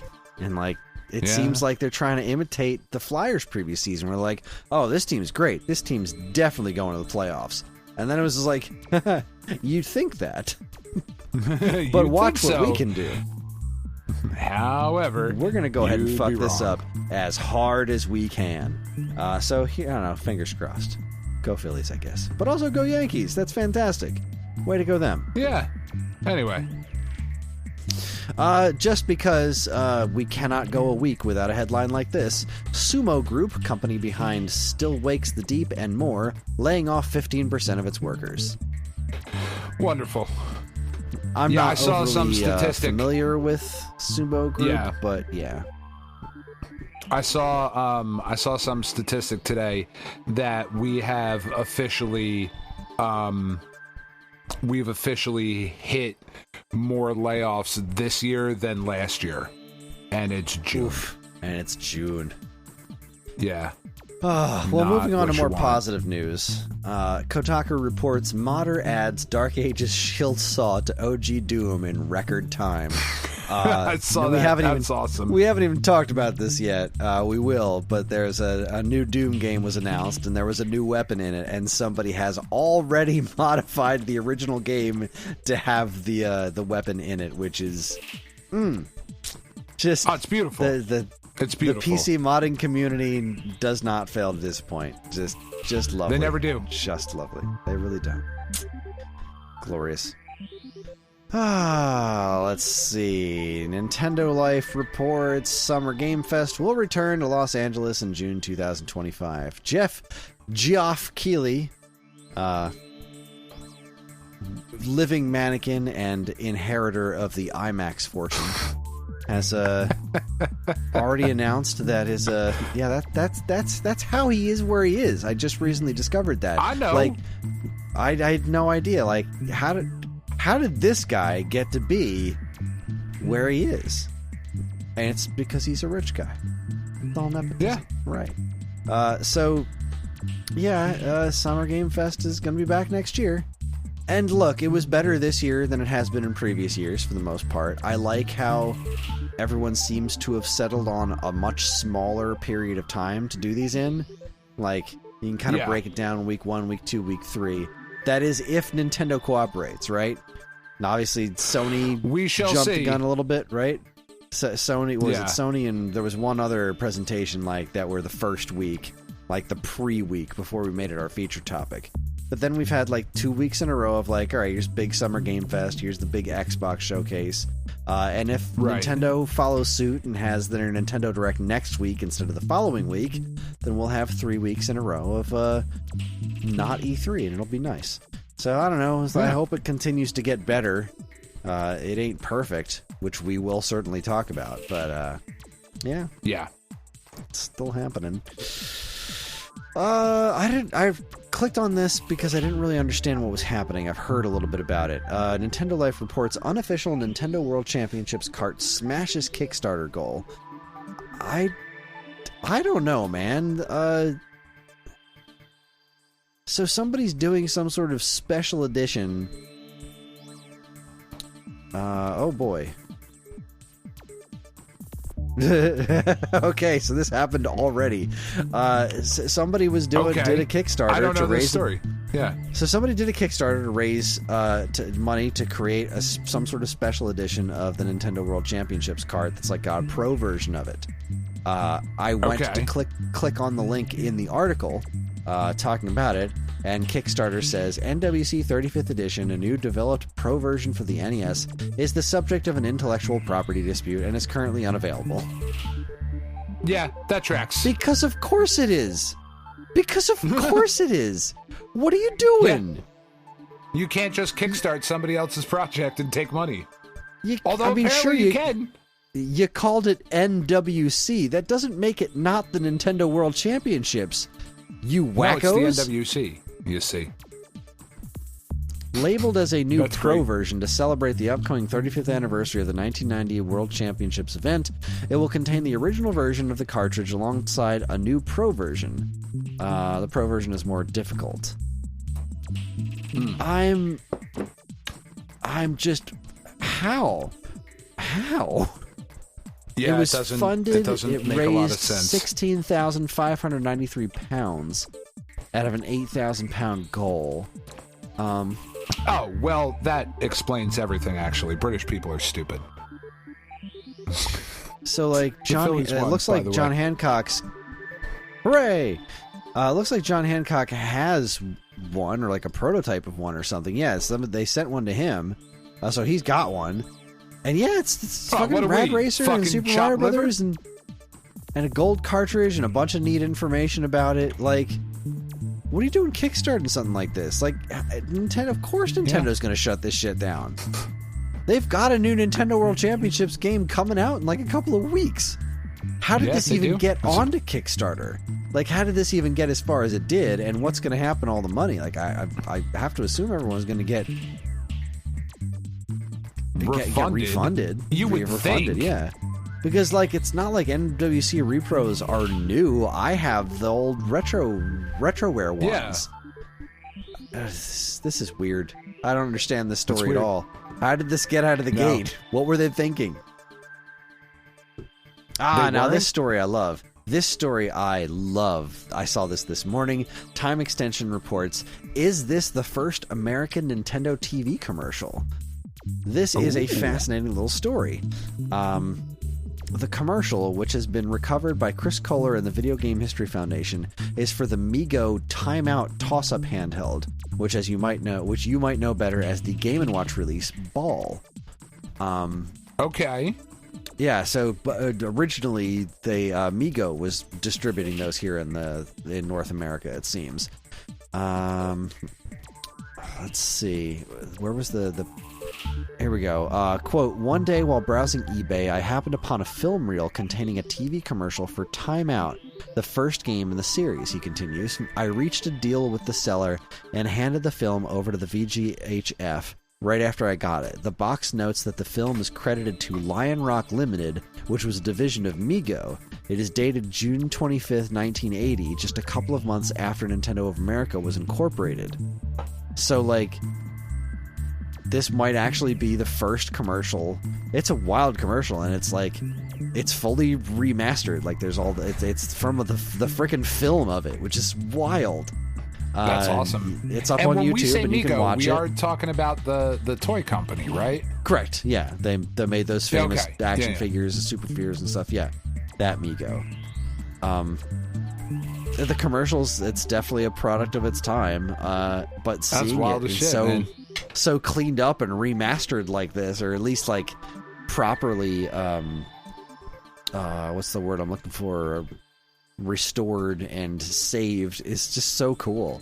This is such a neat little piece of video game history right here that I had never even heard of. I did not know Mego originally did the Game & Watches in North America. I didn't either. It's so cool.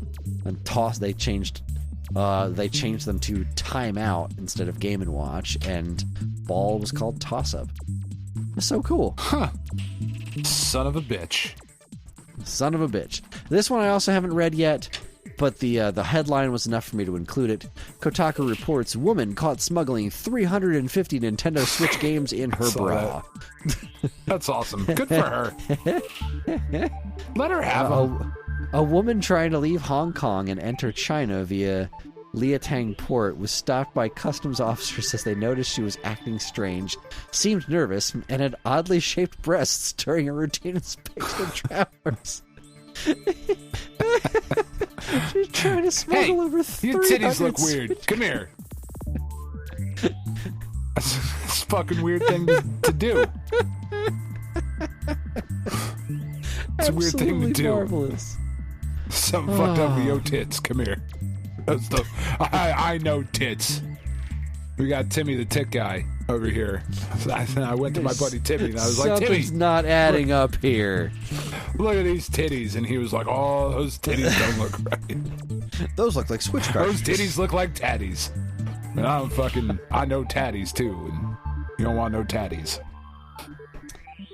Well, that wraps it up yeah. for week old news, and that wraps it up for this segment of the show. Yeah, we're not going to top that one, so we're going to take ourselves another quick break, and when we come back, we're going to dive into this week's E3 recaps, which certainly plentiful. happened. Plentiful. You are listening to the Stone Age Gamer podcast from Geekade.com. Stick around.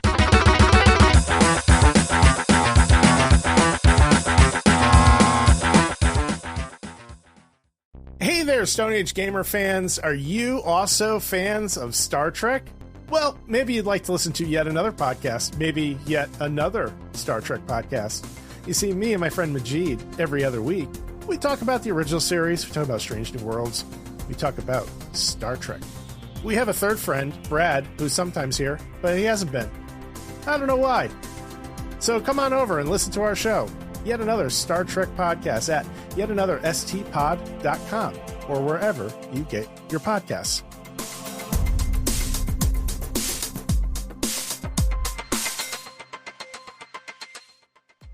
Do you enjoy the Stone Age Gamer podcast and other shows on the Geekade Podcast Network? Do you wish you could listen to them sooner than the regular unwashed masses? Do you wish you could contribute in some way? Well, then you should check out the Geekade Patreon. Yes, the Geekade Patreon is a wonderful and very much appreciated way for you to help us pay the bills and keep our shows running week after week. As a Geekade patron, you'll get a monthly podcast topic schedule and early access to nearly every show on the Geekade Podcast Network, as well as access to a patron-exclusive monthly show called DC's Amazing Movie Time from the creators of the Weekend Rental podcast. So head on over to patreon.com/geekade and become a loved and appreciated member of the Geekade Patreon team and get early access to shows like the Stone Age Gamer podcast, this week's episode, Turning Tracks, and a whole lot more. See you there.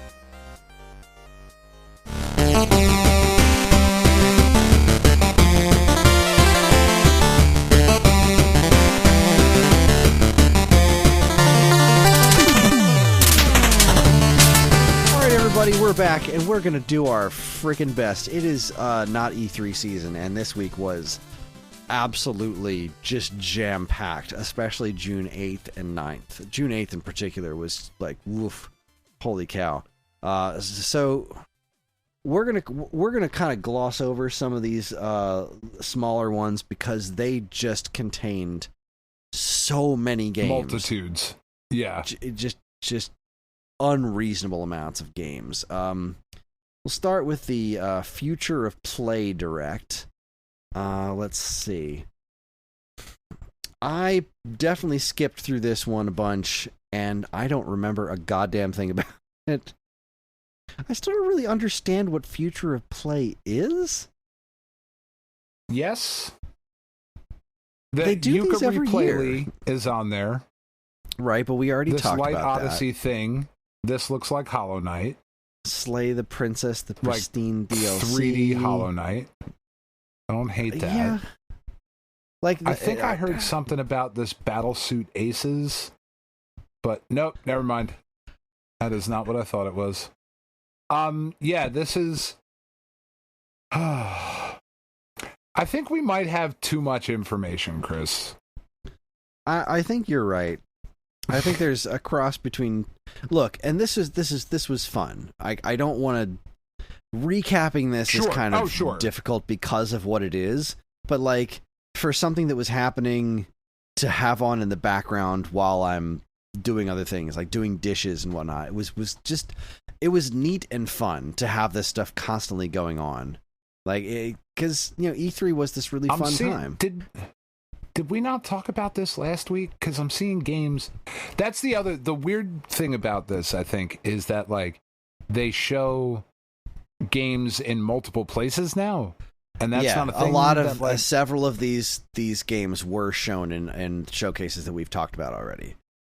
Okay, because, like, Rah Rah Boom was, like, the Ninja Girls beat 'em up, and Phoenix Springs is that really interesting-looking point-and-click one that I think what looks was that really one cool. with the Game Boy where you're running around with the Game Boy screen? Like, that was that was in two of the ones we talked about last week. Like, there's this is just one of those things.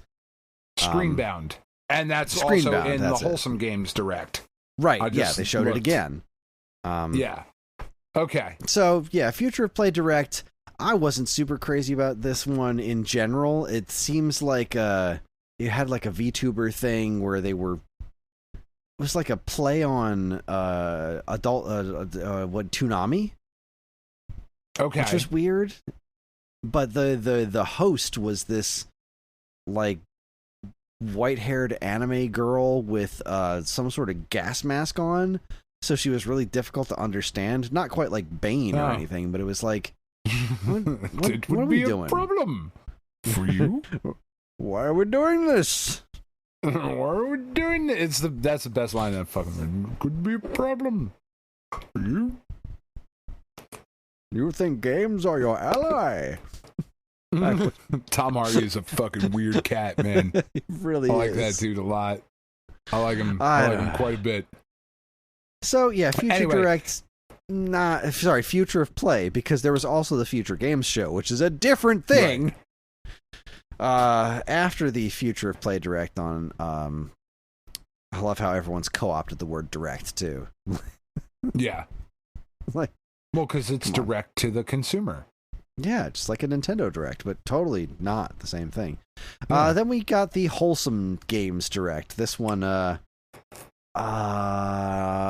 is just a wall of games. This one There's also so much. There's so much here, and this one was really starting to irk me as it went along because I'm so tired of the word cozy. This new cozy, yeah, I mean that's this just new the cozy thing. game. This is a cozy game. This one's cozy. This all new cozy game. Don't forget this new cozy game. This one's very cozy. Like everyone's saying it like it's this novel thing, but everything is cozy now. I don't know. There's a game called Squeak Ross, which is like a mouse Picross thing where you make cheese. I like that. Like, okay, that's neat. That was like the thing that stuck out to me. I didn't watch this whole one. This one I was definitely watching while doing dishes, and then eventually I finished doing dishes and moved on to something else. So I missed some of this, but Wholesome Direct is neat because it's like all family friendly stuff. It's just 100% cutesy games. Yeah, that's fine. That's neat.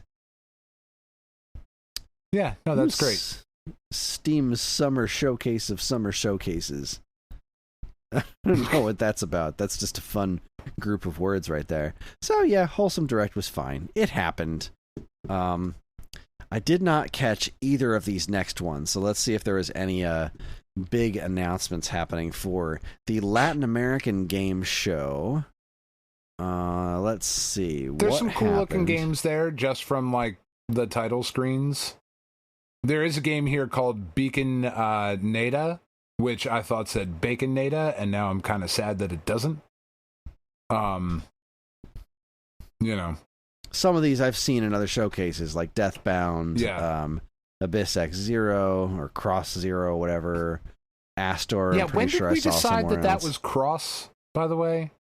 I feel don't like that's know. a fucking decision that was made a number of years ago, and nobody asked me about it. And I'm kind of fucking upset about it.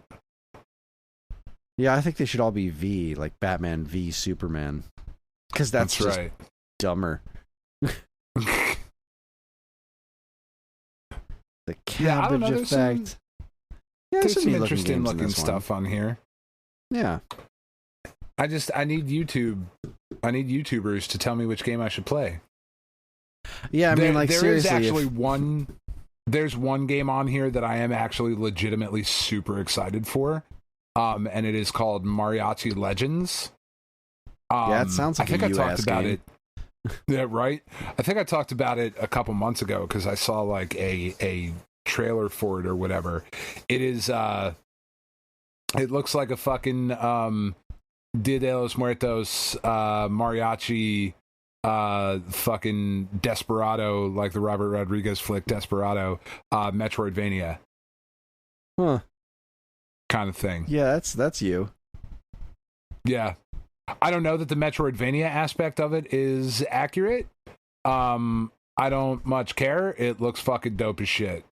Like, it's a good trailer. Graphics look great. It's like, you know, a 16-bit pixelized thing.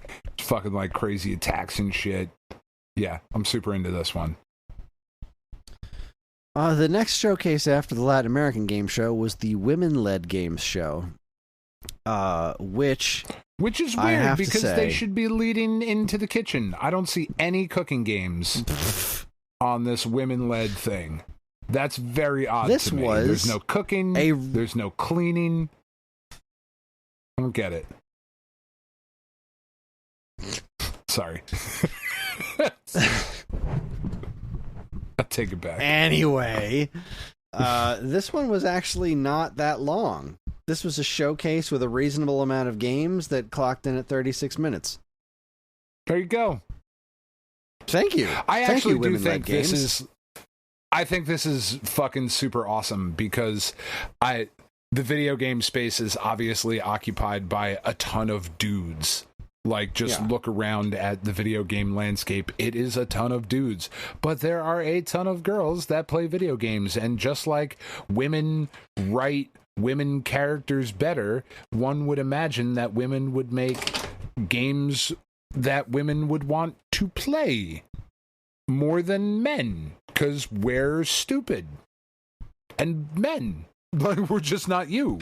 So I actually think this is a really fucking awesome thing, and I wish it was, like, a bigger show. I am glad that it was included as part of the Summer Game Fest. And I'm glad that it's still going, because it's been growing every year. But there are a handful of games we've already seen. Duck Detective, Rah Rah Boom, what's the Just Crow things, Abyss X Zero's here again, Cross, whatever the hell. I didn't get to catch this one because this week was so difficult, and it made me sad that I didn't get to watch all of the showcases like I usually do. But skipping through it and looking at the list, it seems like it was a pretty solid affair, though nothing super new that was like, here's this one that's exclusively on this showcase that you haven't seen before. Right. But there's some really cool looking shit on here. Yeah. Skipping through it, it's a well put together showcase. It's not overly it's not full of hosts doing skits, which is not great. Can't say and what's I really nice is that it's that all that much. It's not a bunch of women coming out and being like, so you have a vagina. You're obviously an emotional bitch. Come check this shit out. Like, there's a wide variety, like, shocking. Who would have thought it? Women are people. And they don't just make a one type of game. Who knew, The Kris? heck you say? That's not. I don't know. That's not what I've been told by the internet. No. We should probably check their jawlines. Meanwhile, there's the Future Games Show. Future Games Show, everything you need to know. Thanks, Games Radar Plus. What do we got here? What showed off on the Future Games Show? It was hosted. Oh, so this one had hosts. Oh boy, there's a whole... Wow, I don't know any of these names. Ash Millman, Katzin. Oh, I love Strippin. Love Ash Millman. True 3TAIENT. I don't know. There's a whole bunch of nonsense here. But this is not a recap. Sounds I like want some a recap, YouTube shit. darn it. Yeah. Bunch of people I don't know. Everything announced in the Future Summer Games Show from Men's Journal. Oh boy. Clockwork Ambrosia, Starship Troopers Extermination, something called Body Cam.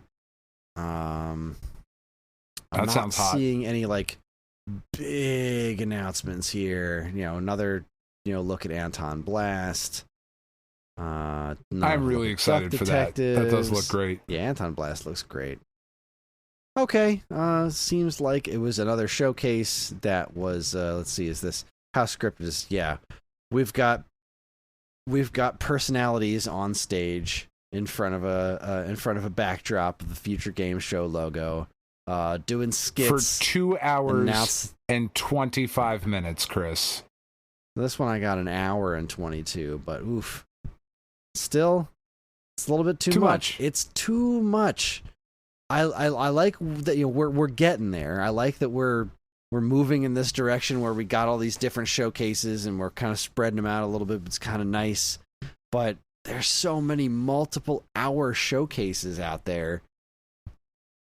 There's so many games being made. It's a shame to not be able to cover all of them, but at the same time, like, it's too much information. There's just too much out there. I'm going to kind of skip over the PC Gaming Showcase too. It is. Once you get to this many things, it becomes hard to care. It's an oversaturation. It's very similar to how, like, at least how I felt when I first decided was the wrong word. When I first discovered that I could download shit off the internet, I was like, oh, I'm going to download literally fucking everything I can. And then nothing mattered anymore. You know what I mean? It was like, oh, yeah. I can download all of these albums. I can download all of these comic books. I can download all of these whatever. Then none of it makes a fucking difference because it's just whatever. And this is kind of like what's going on with the PC gaming show. They do this every year, and every year I try to keep up on it, and I just can't.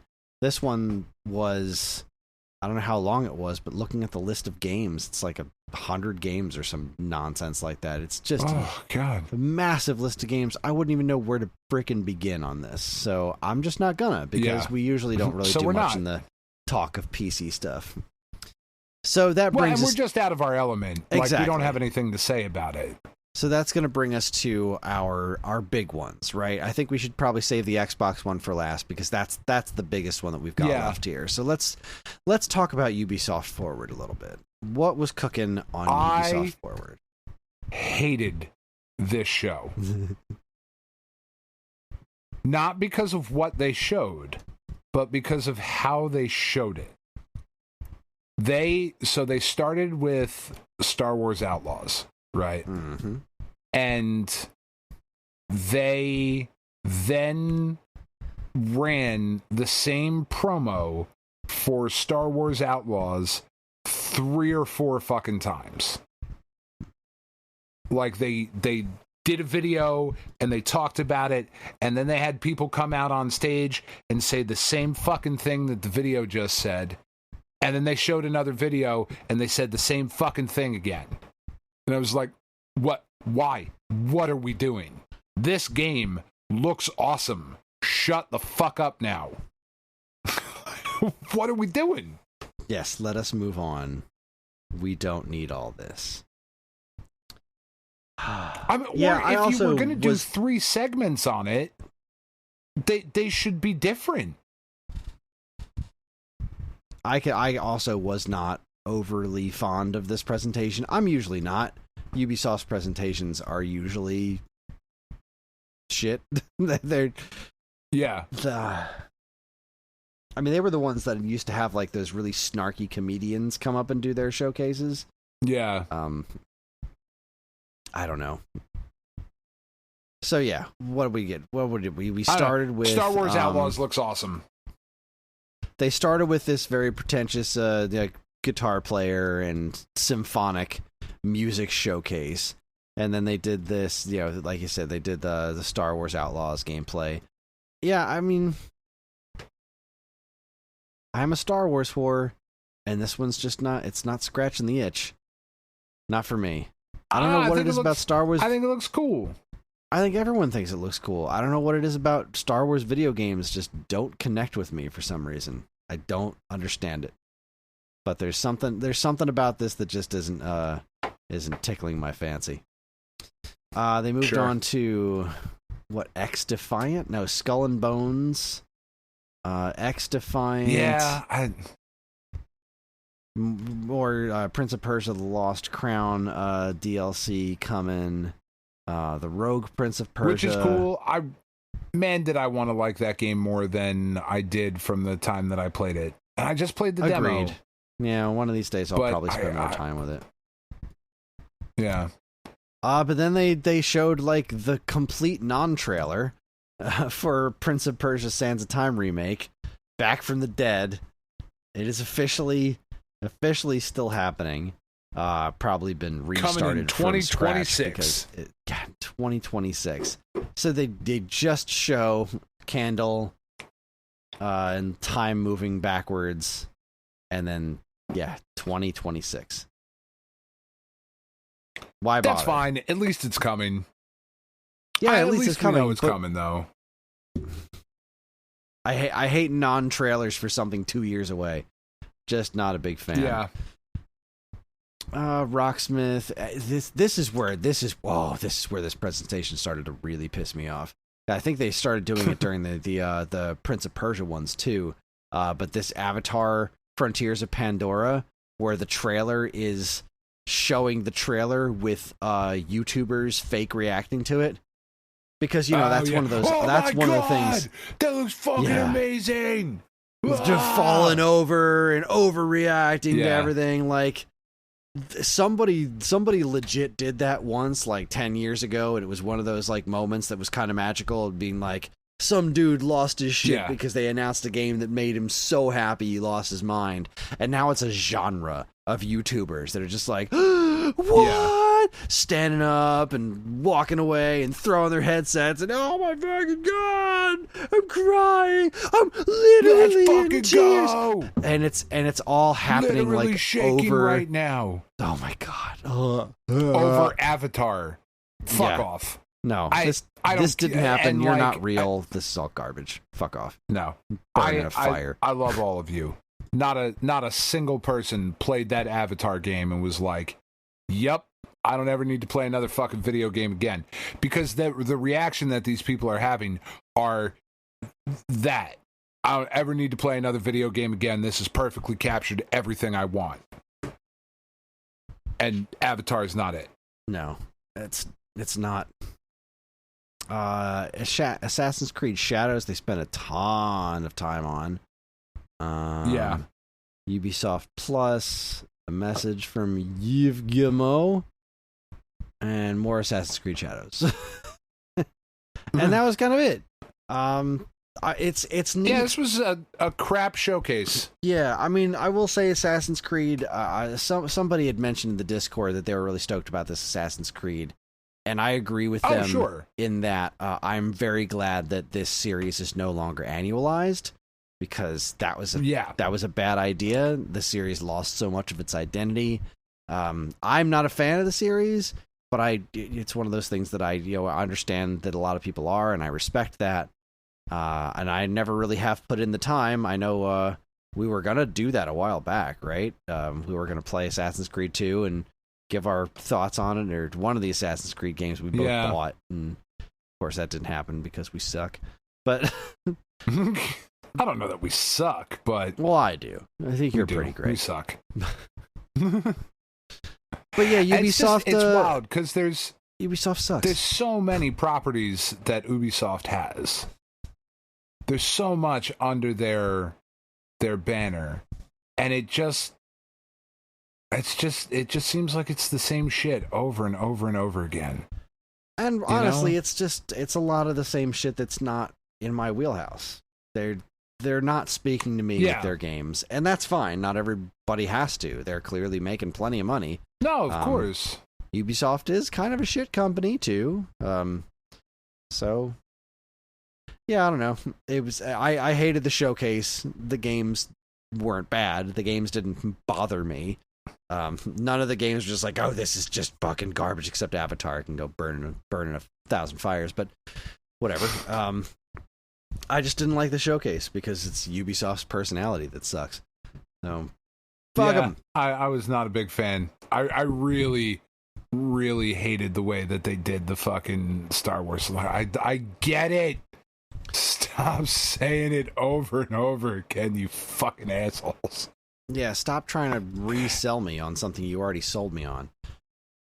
Yeah, like, I'm good. I'm interested. You don't...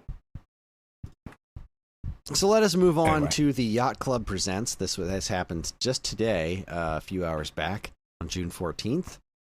This was a fun little showcase. It was celebrating the 10-year anniversary of Shovel Knight. Which, detailed... fuck off.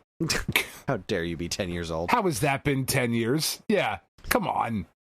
They broke down some of the unique things that they've done with Shovel Knight, the crossovers, new DLC coming to Shovel Knight Dig, and the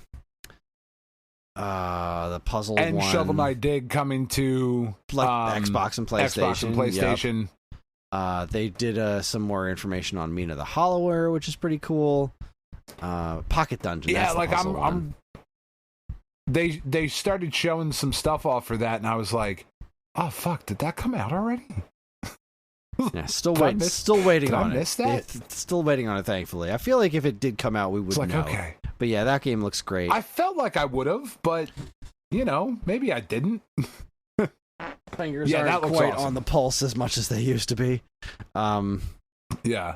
And then they're doing like a Shovel Knight DX, right? It was a Shovel of Hope DX, which is just like kind of like the definitive edition of the original Shovel Knight, adding a few new features and bringing back a few older features and a bunch of cheats and shit. Yep, and rewind. That looked awesome.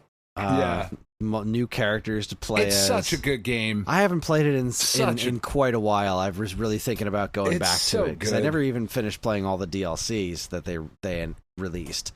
So I think I think now might be the time for me to jump in and re-experience Shovel Knight and also play Dig because it's on sale right now, and I never wound up getting Dig because I thought it was a little too expensive. It's fun. But now it's not. It's on sale. I have some store credit. I think I'm gonna throw some at Shovel Knight Dig and give it a go because I love the way it looks. I'm Bomb Chicken really turned me on to Nitrome in general. Right. So yeah. And then they ended the showcase with a tease of the next Shovel Knight game, which seems like it's going to be like Shovel Knight 3D. That seems to be it is. What it's going to be, which makes me a bit nervous after Dadish 3D. And, you know, I would have liked to see... I would very much like to see Shovel Knight evolve to something that looks more like Shovel Knight Dig. Like, how about a Shovel Knight 2 that's like 16-bit instead of 8-bit? Yeah.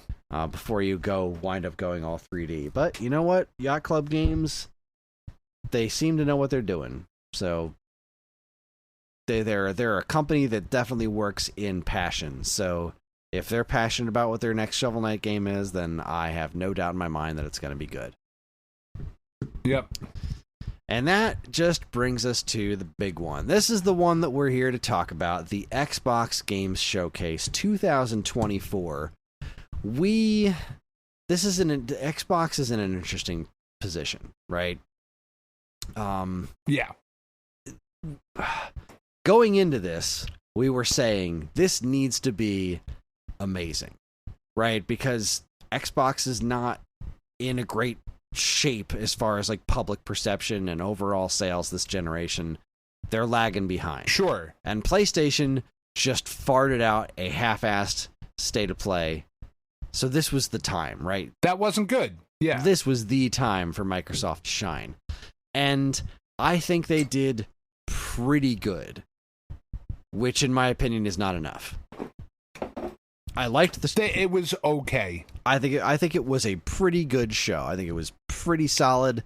There was a lot of really cool things in there. There were a couple of things that didn't quite gel with me. But all in all, I thought it was a pretty solid showcase.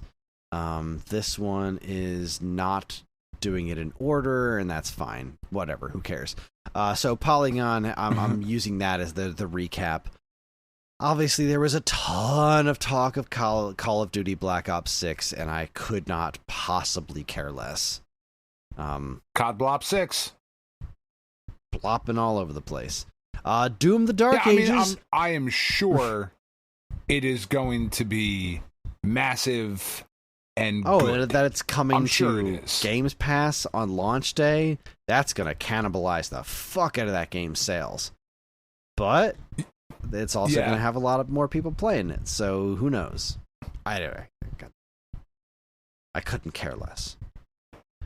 They did finally fully announce Doom the Dark Ages, which looks so fucking stupid, and I'm so into it. I still haven't played Doom Eternal. I really need to get on top of that, but Doom the Dark Ages is Doom in the Dark Ages for some goddamn reason. Something about the origins of the Doom Slayer and swords and spiky shields and sure, whatever. Yeah. I don't care. This looks great and terrible. I'm so into it. Yeah. So yeah, obviously we knew we were going to get Call of Duty. I was so glad that they got it out of the way out of the gate. Like, here's Call of Duty and we're done. Cool. I don't have to worry about that anymore. So then we move on to Doom Dark Ages. I'm into it. We got State of Decay 3, which, I mean, I've been so far over zombie apocalypse games that, sure, go for it. Yeah. I know State of Decay has big-time fans, and I hope this is everything that they want. Yeah, this meant nothing to me, but again, yeah, I'm familiar with the name. So clearly it's got its fans. I did not like this one at all. Dragon Age the Veilguard. I didn't care for this. It was very quippy.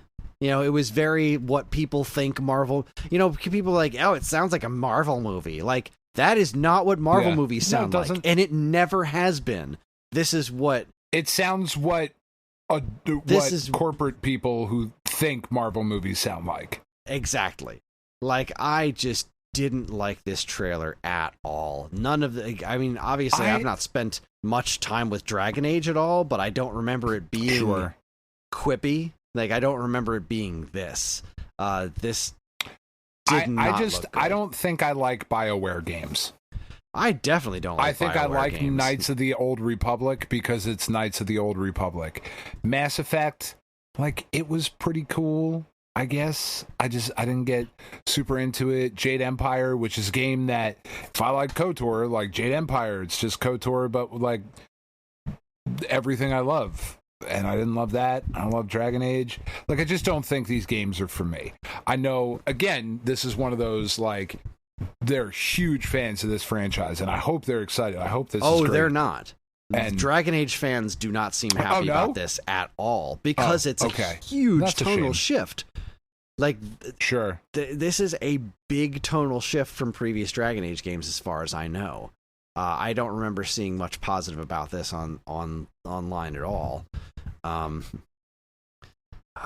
don't know. This one really rubbed me the wrong way, and maybe I'm misunderstanding it. I could be wrong, but from what I had seen, Dragon Age fans were pretty disappointed in this quippy modern take on Dragon Age. Like, well, I don't know why you'd do this. Starfield Shattered Space is a DLC for Starfield, which, again, I think there are Starfield fans out there. Not nearly as many as people thought there would be, but they exist, and I hope they're happy about this. Same with Fallout 76. As I was watching this, Go ahead. as I was watching this with Katie, she went, "Isn't this the same game but just in space as Dragon Age?" Because they were back to back, and I was like, I mean, maybe. I don't really know, but yes. Who knows? Maybe not. It's possible. They did some update for Fallout 76, Skyline Valley. Sure. Yeah. But this one here, terrible name. I can't even put into words how bad this name is. Claire Obscure Expedition 33. That is an awful, dreadful name for an incredibly cool-looking game. Yeah, it looks really This neat. one was so freaking cool. Like, I love the whole idea of, like, they live in this world where there's a giant writing numbers down, and then everybody who's that age dies. Like, what the shit that's weird pretty wild. anime fucking nonsense is this? But then when I saw the gameplay, which is like really, really action-oriented RPG, this game looks fucking gorgeous. And it's not... Yeah, it looks really cool. It's not going for the hyper-realism gorgeous. It's going for a stylist. Like, it's very detailed. It's highly detailed, but it's, like, really stylish. And, man, the combat looks really cool. Like, the menu system looks Persona-style stylish, where, like, it just... The things fade into smoke and the numbers show up all over the place. Lots of dynamic cameras. I thought this game looked cool as hell. And it's totally original. As far as I know, it doesn't seem to be... It's the debut game from Sandfall Interactive. So it's a new studio. Yeah, I don't know what that means. Yeah, it's clearly they haven't done anything in the past. It's their debut game. But, like, God, I just hate this name. I don't know what the name is about. I'm sure it's got something to do with the lore, but I feel like this game is going to have a real problem because of its name. Yeah. I know that is one of the ones that I was pretty excited about, and then I was like, oh, that's multi-platform. Sweet. Yeah. Huzzah. Next up, we have South of Midnight, and I'm of two minds about this one. I think that the stop-motion look that they're going for is terrible. How dare you? This low frame rate animation they've got going on here doesn't work because it doesn't look like stop motion. Like, it looks like CG running at a low frame rate. These characters don't look like stop motion. So, like, this frame rate thing they've got cooking on here, I think looks awful. especially because that's not what the game plays as. As soon as you get to the gameplay, it bumps up to 60 frames per second. So, like, the cinematics are the same visuals, but with the frame rate cut way down to give the illusion of some different animation style, which I think does not fucking work at all. I'm sure I'm in the minority. I just thought this looked bad. I think you definitely are. This is the game that I would legitimately consider getting an Xbox for. I think the game That's looks how neat. high I am on this game. I think it looks absolutely incredible. I think the gameplay looks neat. I like the traversal. I like the character designs. I just don't like the way the cinematics are animated together. And this wasn't the only game that did that. The other one was from the Mixtape. Mixtape, I think, pulls it off. That's the other game I was super excited about. That one, I think, pulls off the low frame rate way better than this. It looks so much more natural coming out of this because it's mixing, I don't know, the way it's mixing the low frame rate of the character motions with the smooth background together.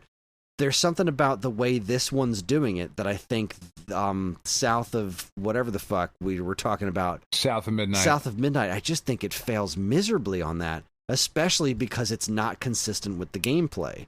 When the game shifts that 60 frames per second and then goes back to that 10 frames per second, I'm just like, what the fuck? But like so much other stuff on this game, I think looks great. I could not disagree more. Yeah, I could not disagree more. I think South of Midnight was the coolest thing that they showed. I would legit consider getting an Xbox for that game. But I'm pretty sure it'll come to PlayStation at some point. Okay, who knows? I was just going to say, isn't this one of their Xbox Studios games? Oh, wait, that doesn't fucking matter anymore. It is. that doesn't matter anymore. Yeah, I like a lot of the ideas of this. I do. I thought the monster designs were really cool. I just hated the animation. But, you know, that's okay. You're wrong. We had World of Warcraft, The War Within. World of Warcraft is still a thing. I didn't know that. Cool. Now, what were your thoughts on Metal Gear Solid Delta? I think it looks fucking awesome. I think it looks great. I really do. I watched more of the interview that David Hayter did afterwards with a producer of it, and like, yes, there are some changes and whatnot, but that game, I love Kojima games. Obviously, I do. But there could be some changes that might not necessarily be bad. And if this is good and it plays well and it does well, then there might be more Metal Gear. And I don't think that's a bad thing. I agree. I fully believe that this is the best game in the franchise. I would love to see more games in this series from different creators too. Like, yeah, I respect to Kojima for what he did and what he went completely bug nuts doing. Let's get some fresh eyes on this franchise. I had a couple of issues. The only issue I had with this trailer was its frame rate. It seemed like there were some really weird frame rate inconsistencies happening during it. Like, a lot of time it's going smooth, and then sometimes, like, during like some of the close quarters combat stuff, the frame rate just dies. Like, really similar to like when things get hefty in Breath of the Wild kind of thing. Like, it was really kind of noticeable. And that might just be where they're at in development. Exactly. Yeah, I'm not really holding it against it. This is coming out tomorrow. Yeah. You know, there's still time. But I think all the character designs, I thought it looked great. The character redesigns all look great. The facial animations all look great. Yeah, I mean, fuck Konami, obviously. They're they suck. But I'm glad that they're doing this. It does look quite good. You know, I have a couple issues with frame rate, but other than that, I think overall this looks real nice. Yeah, I mean, in the history of the Metal Gear franchise, right? They've kind of gone away from Kojima one time, and Twin Snakes is fucking awesome. Well, it's Kojima wasn't really involved in Revengeance, right? That was Platinum. No, well, I'm talking about like Metal Gear Solid, like not these like offshoot things and like right, okay, whatever the fucking like where they've taken a Metal Gear Solid game and kind of tweaked it a bit for whatever. They did that with Twin Snakes, where they brought in what was Silicon Knights. Who the fuck made Silicon Knights? And it was awesome. Like, yeah, and it's weird, and there's some nonsense with it, but like if you play through Metal Gear, it could use a bit of updating for the control scheme. Yeah, like it could. I feel like it's very similar to how I think that once, if it's done well, right? Obviously, we haven't played it. They haven't really talked about like this button does this. But I think we'll start to look back on it at like we do with Resident Evil now. Of like, oh my God, they're totally changing the control scheme and blah. It's just not Resident. And oh God, this is so much better. Never mind. Yeah. You got it. This is great. Yeah, that's what I'm hoping I think for. like I love the Metal Gear games. I know how to play them because that's how they play, but they don't have to play that way. And I think there is a way to streamline it and make it more accessible. And it could be fucking terrible, and I would be very sad. But I'm really excited about it. Oh, glad to hear that. Oh, sorry. I'm glad to hear that's ringing your bells. Sorry, it's late, and I still don't get the name. Sorry, I still don't get the name though. What, like Delta? This is the first game chronologically in the series. That's Alpha in that alphabet. Yeah, but it's the third game. No, I know that, but it's the first game chronologically in the series. So, like, I don't know. Well, yeah, chronologically. I but get also, the name. like, I feel like a chunk of this game, storyline wise, you wouldn't play this first. Because then everything with... You've created a time paradox by killing Revolver Ocelot. The fuck does that mean? Unless you've played the other games. This game is designed to be played as a prequel. It was designed to be played at the third in the row. Right? This is the game that goes back to fill in the blanks. I will play it when I want. You are in charge of your own destiny. Moving along, Sea of Thieves.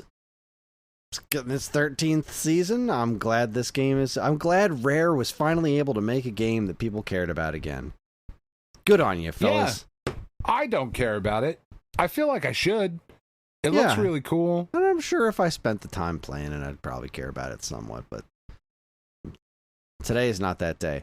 What is Flintlock, The Siege of Dawn? No idea. Not God of War. Yeah. Is the vibe I got from it.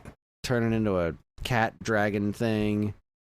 I don't know. It's but a Souls-like kind of thing. It had a good trailer. Yeah, it does have a good trailer. This looks like the kind of game... It's a fucking terrible name. I would never be able to play this game.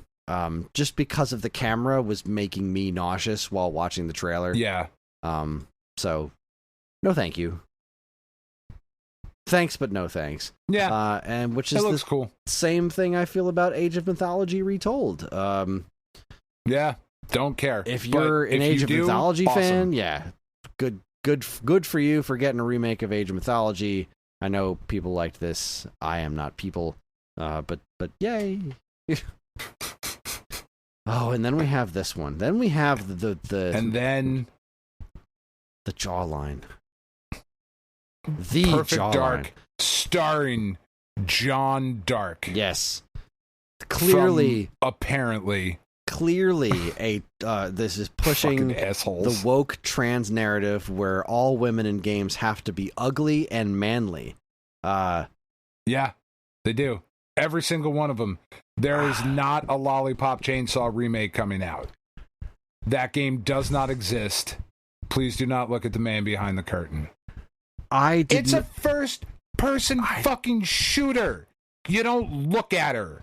But even if you do, look at what about this character model is not conventionally attractive female? She looks like fucking a cross between Lucy Lawless and what's her name? She was in Tron Legacy. Olivia Wilde. She looks like a cross between Lucy Lawless and Olivia Wilde. See, I think she looks a little like Bo-Katan. Okay, yeah, I can see that. So, but you know what she doesn't look like, Chris? She doesn't look like Margot Robbie, and that's a fucking problem. But also, because I've seen that comparison of like, they should fucking, Margot Robbie's so fucking hot, that's like the model that it used to be. Has anybody ever fucking looked at Margot Robbie's jawline? It's the same as Joanna Dark's. Assholes. But here's the thing. She's not blonde. She doesn't have big tits, Chris, and that is unacceptable. Because when I'm playing a first-person shooter and I'm putting myself in the role of the character, I want to be a blonde with big tits. Now look, I didn't notice nothing occurred to me relating to this when seeing this trailer. Like, absolutely none of this controversy even came close to occurring to me. Nope. When watching this trailer. I thought this looked really cool. And I don't like Perfect Dark. I also thought it looked pretty cool. I remember when Perfect Dark Zero came out and everyone was bitching about the character model. Hated it. Everyone hated the game, and they hated that they made Joanna Dark look all like anime girly looking. And now everyone's all like, no, that was what it was supposed to be. You ruined this character. Like, I thought they ruined the character last time. I thought that was what you said. Because then you go back to the N64 design of Joanna Dark, and it's another completely different character. I thought this new character model looked more like the old character model. Yeah. My only gripe with this game, I thought on its own merits it looked pretty cool, because I didn't really understand what it was until towards the end of the trailer when somebody said Joanna, and I was like, wait, is this Perfect Dark? Because this game looks neat, but it certainly doesn't look like Perfect Dark. Yeah. No, I thought this looked cool. Yeah, I agree. Like little Mirror's Edge-ish in there with some of the parkour shit. Yeah, first-person parkour. It's not I'm not going to play it. No, I'm not going to play it either. It's not my kind of game, but neither was the original Perfect Dark. I barely touched that, and I didn't play Zero at all because I just didn't fucking want to. But is it weird that it's not being made by Rare? A little bit, but Killer Instinct Crystal wasn't Dynamics either. That's doing it. Yeah, well, that's fair. They've been farming out those properties to other companies, and I will never not be sad that Nintendo didn't buy Rare back in the day, because Microsoft has been a terrible, terrible steward of that company. Yeah, just fucking dreadful. Because we're just now getting a new Perfect Dark game, right? Like, we got Perfect Dark Zero and Xbox 360. We're 2 generations later. They're Killer Instinct seemingly not getting a follow-up, even though that game turned out to be really good after all its updates and whatnot. It's nothing at a Banjo. Yeah. They're terrible. This was a bad fit from the get-go. These games. It really was. Whatever. So yeah, I really thought this was a very interesting, stupid, asinine, bullshit controversy aside. I really thought this was an interesting take on this game. Like, this is a full-on reimagining of Perfect Dark, and not being a expert on the franchise, it's like difficult for me to say with any level of authority that this didn't look like Perfect Dark. But I didn't get any Perfect Dark vibes off of this at all. Going back on it, seeing the weapons that like shoot through walls is a very very Perfect Darky kind of thing. I think the character model looks great. I do too. I do too. I just got to the part in the trailer where she takes the helmet off, and I'm like, I don't know what's fucking wrong with people. Like, obviously there is a movement online, partially spearheaded by our smushy Jeff fella, who just really wants this narrative to be a thing where people in charge are trying to make games with ugly women to push men out of the gaming space. Like that is, what could there possibly be to gain by that? The point of all of these things, the point of Disney Star Wars, the point of all these games is to make money. Yep. Like, they're not pissing you off on purpose, because doing that does not make them money. Unless it does. If they figure out a way to make that, to monetize that shit, then they'll do that. Good on them. Good on them. They're going to do that. But there isn't some sort of big conspiracy to make women more manly in games. And if you're looking at, now you see this complaint online with crazy transphobes that look at women and then try to like anatomically break them down and saying, actually, that's a man. Nope, that's a dude. This is transfer. That's a dude. Like, stop it. Stop it. Please look around you. Women exist, and they're just as diverse as men in the way that they look. There are all kinds of facial structures and whatnot, but even this character model adheres to traditional beauty standards. What is wrong with people? It's not a blonde with big tits, Chris. I'm not okay That's the with it. problem. No. I would hate to see this game. And again, I wonder how much of that is real versus how much of it is engagement farming with bots that are engagement farming other bots. Right. There's definitely like we were talking about sells. earlier, I think. But before we started recording, the narrative that's coming out around this latest episode of The Acolyte, like, you can find, and it's not even just people repeating a similar talking point. It is the repetition of the exact same fucking talking point. Mm-hmm. Like, said the exact same way with the exact same words and the exact same tones and inflections and all of those. It's very odd. It's just very, very odd. And it doesn't really track, you know? But I don't know. It's very strange. Of course there exist dudes out there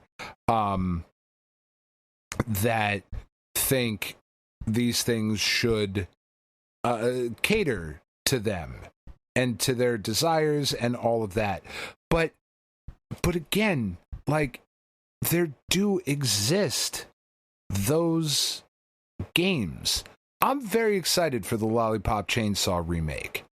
That game's not going to get labeled woke by any stretch of the imagination, because the character is a blonde cheerleader with big tits that bounce around and you can see her underwear when she flips over. Like, but just because you can't see Joanna Dark's fucking pixelated bush doesn't make it woke. It's fucking odd, man. It's very, very strange. There's a face model. Like, they didn't just conjure this face out of nowhere. This is a woman's face. Yeah. They used a face model. Fuck. I don't know. The game looks cool. Now it's a man, Chris. The game looks cool, and it's nice to see. And it was at this point during the showcase where I was like, Xbox has got a little bit of a personality going on here. These are some Xbox-ass Xbox games. And that's what I want to see. I want to see them have a personality. I don't want to see what we've been getting. I hated this next one, Diablo 4 Vessel of Hatred. I despised this. Yeah, I wasn't a fan of this. Because there was zero gameplay. Like, here's the opening cinematic. It was just kind of gross. It was super gross, but it was like, here's the opening cinematic for Diablo 4. fucking why.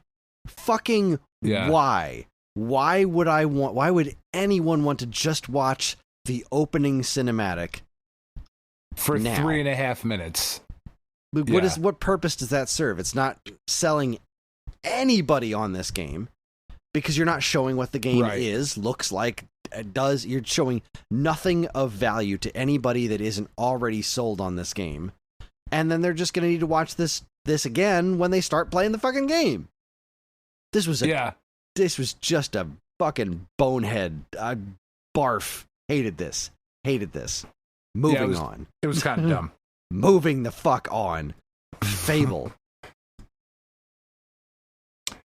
I don't understand how this is the same game that had the Richard Ayoade trailer. I also don't understand how this is like Fable? They're doing the mockumentary thing. But like, how are their cameras? Like the camera zooming in and shaking around on this dude who's being interviewed. Like, but this is like medieval times. There aren't cameras or TV shows. What? Doesn't make any fucking sense. I guess it looks neat. Yeah. I guess. I don't know. I didn't care. Fable's never been for me. Fable has 100% never been for me. I have never been interested in Fable. But it is an Xbox thing, so that's not nothing. That's for sure. But I don't know. Yeah. I thought this next one looked really cool. The Frag Punk? Yeah. What a shooter where you play cards to like do weird different things.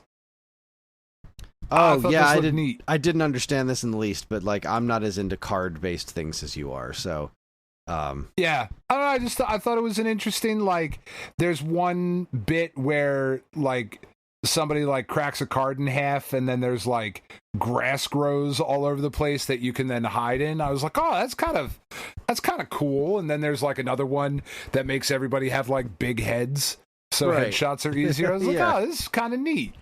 It did seem neat. Now that you're mentioning those things, like, oh right, I remember this one where because the cards, they would crack all of them, right? That's how they would get their powers out of them. So like the physical cards of these items in the game. Yeah, that's kind of neat. Not for me. I thought it looked cool. I didn't understand the placement of this winter burrow thing. I was going to say, they showed a game that did not belong in this showcase. No, this belongs in some sort of indie showcase. This stuck out like a sore thumb, and not in a great way either. Like, I can't say I was all that impressed by it. Yeah, exactly. It looks fine. It looks okay. This should have been in the fucking Cozy Games. It should have been, showcase. That would have been fine. That would have been exactly where this should be. Your mouse and you forage and you're trying to find other fucking mice, I guess. And it's like resource management. You got to build shit. But then the trailer ends like you finally find your friend and the fucking owl comes and snatches him. Like, oh, son of a bitch. Oh, god damn. That was a weird trailer. Mixtape is up next. This looks neat. Yeah. Except, as you said, Mixtape was written on a CD. Yeah, that pissed me off. That made me so mad. You don't write Mixtape on a CD. That's a CD. You can't fool me. I was there. I grew up on that shit. This game looks wild. I think it looks cool. Yeah, no, I agree. And I really think the animation style works here. I think it's too harsh in the other one. I think maybe they need to increase the frame rate just a little bit, because I think that's what's hitting here is that this is these characters are moving at a slightly higher frame rate. I think they're pulling it off here, and they weren't pulling it off in the other one. But no, this game looks very pretty. Yeah. It's very, very, very, very pretty. And speaking of very, very pretty, Microsoft Flight Simulator is very pretty. It is very pretty. I don't care. Nope. Don't care at all. Same with the Elder Scrolls Online, Gold Road, couldn't care less. Life is Strange. I've never gotten into these games. But I know they have their fans. People are fucking furious though that they are charging like $30 extra or $20 extra to play it like 4 days before it officially launches. Yeah, that's Square Enix for you. Yeah. No, this looks fine. I mean, if you're into the Life is Strange shit, this is like exactly more of that. It looked cool. Like the dimension hopping stuff, I thought was neat. I also appear to be in the minority here. There's something I can't really put my finger on what it is about this Indiana Jones game that's doesn't look right to me. But this game does not look very good to me. It's first person.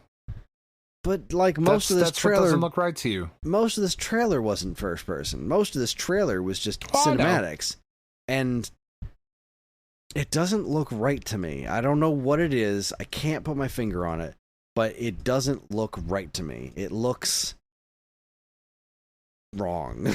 I don't know what else to say. I cannot articulate this. I can't figure it out. It's just the whole time I'm looking at it, like this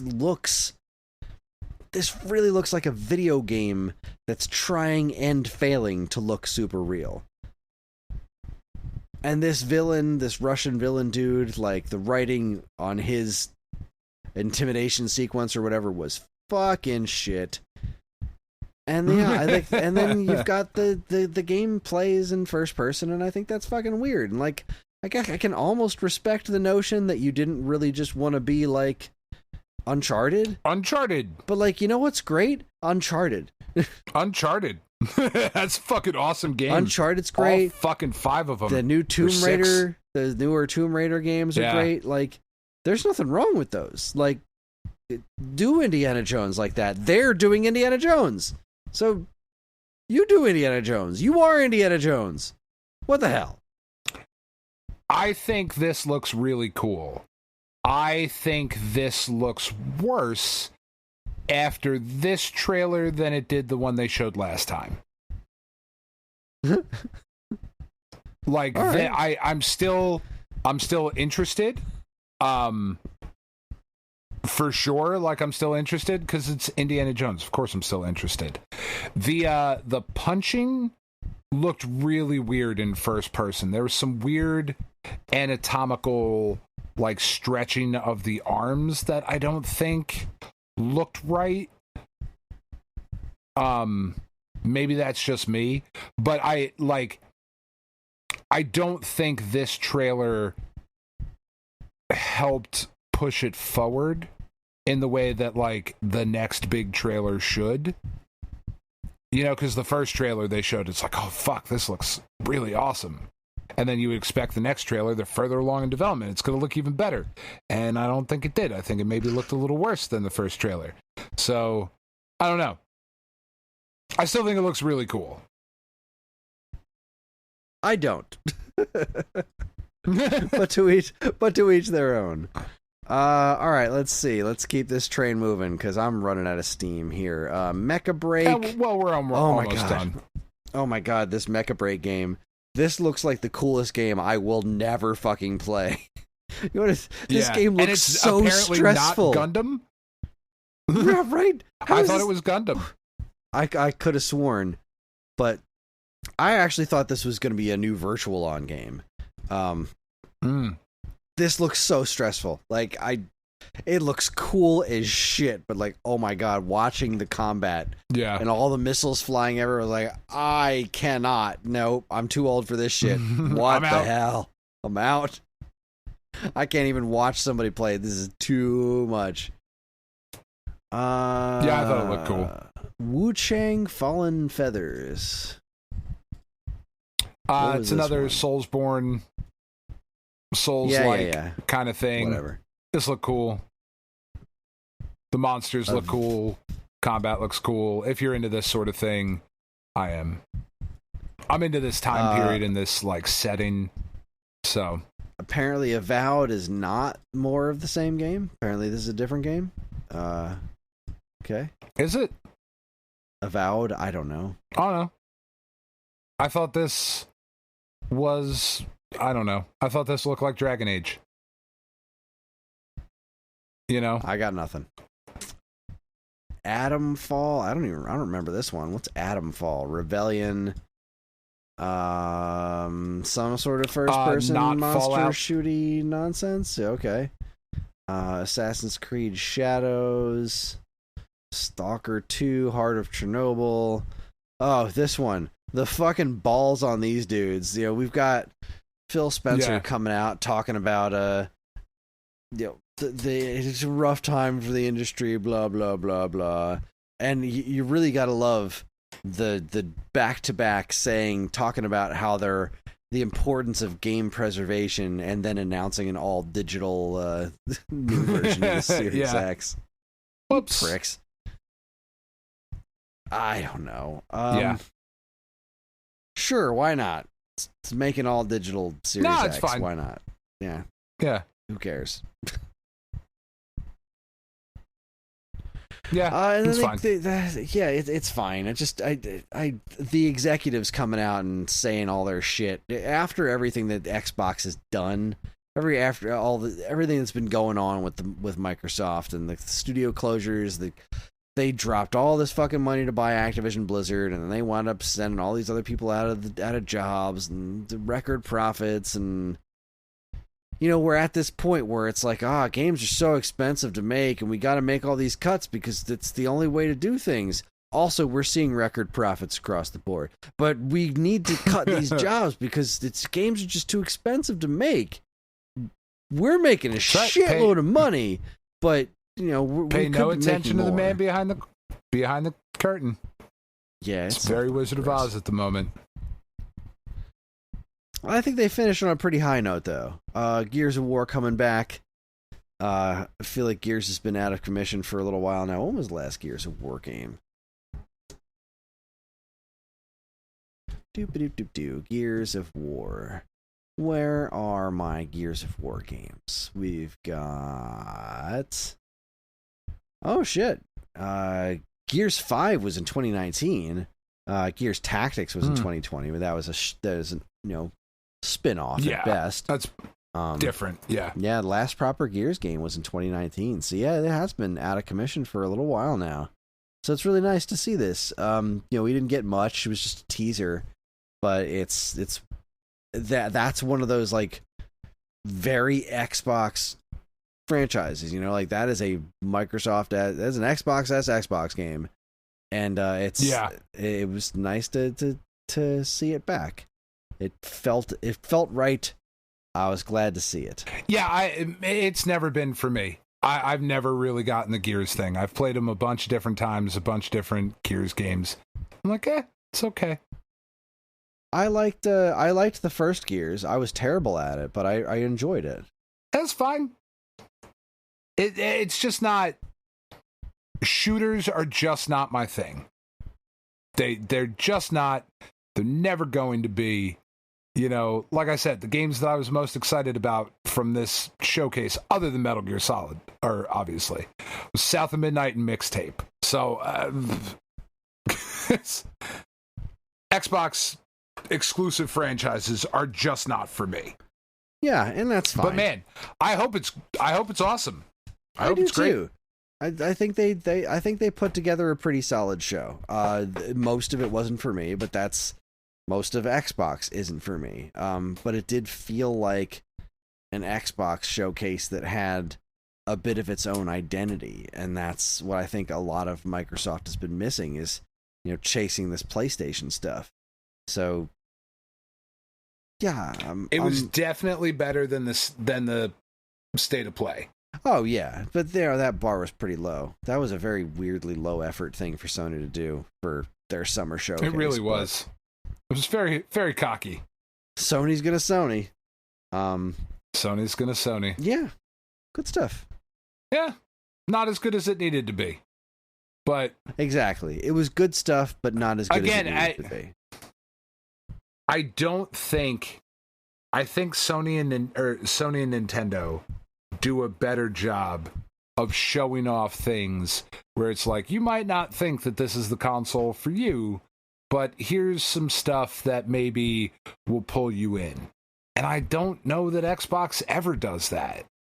Like, I never come away from an Xbox showcase being like, oh, those were all the games that they are trying to show to people who are not Xbox people to get them to jump in here. Right. And I feel like all the Xbox showcases feel like preaching to the choir kind of things. And that's fine if that's what you're doing, you know? I guess. Yeah, I agree.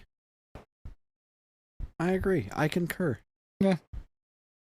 And that's going to wrap up week 2. Well, technically week 2. There was week 0 with PlayStation, but this is the second proper week. That just leaves LRG3, the limited run showcase, and hopefully the Nintendo Direct. I'm really hopeful it's next week. I would love to have it happen during my birthday week. And I also don't want this to stretch through to the last week of the month. I'd like for it to be more cohesive. It seems to make more sense to me to have it happen this week. They did say in June, and there is technically another week after this next one, but I got my fingers crossed we'll get an announcement early in the week and have a Nintendo Direct next week. So I guess we'll see where that lands. Wednesday or Thursday, yeah. If it does, then we'll probably dedicate our feature topic to breaking down LRG3 and the Nintendo Direct. Otherwise, we'll just do LRG3 in the week-old news and do the Nintendo Direct when we do it. But with that said, that is going to be our show. Join us next time. Like I said, we're either going to do more E3 wrap-up stuff if the Nintendo Direct happens, because we always tend to break those down pretty thoroughly because I'm a Nintendo goon. And if not, then we'll have Dean on and we'll do the Cartoon Express. So you'll find out what happens next week when we do, I guess, when we record the show. And that is it, everybody. We're on most social media platforms, and if you want to get in touch with us, we aren't very difficult to find. All it takes is a quick look at our show notes. You'll see links to our social media accounts as well as all manner of other fun stuff like link to our namesake, StoneAgeGamer.com, and more useful links than you can shake a joystick at. If you'd like to get early access to this show's episodes as well as a bevy of other shows on the Geekade Podcast Network, check out our Patreon, also linked to in the show notes. It helps keep this show running week after week, and all our patrons are loved and appreciated. This show's theme song, Squared Roots, was written by Banjo Guy Ollie. You can learn all about his wonderful music and more by following the link to his YouTube channel, also in the show notes. And finally, as always, I'd like to thank me for editing the show this week, because Evan's out of town and I'm doing it. And we'd like to thank all you folks for listening in the first place. That's it, everybody. On behalf of Dan and myself, keep playing games.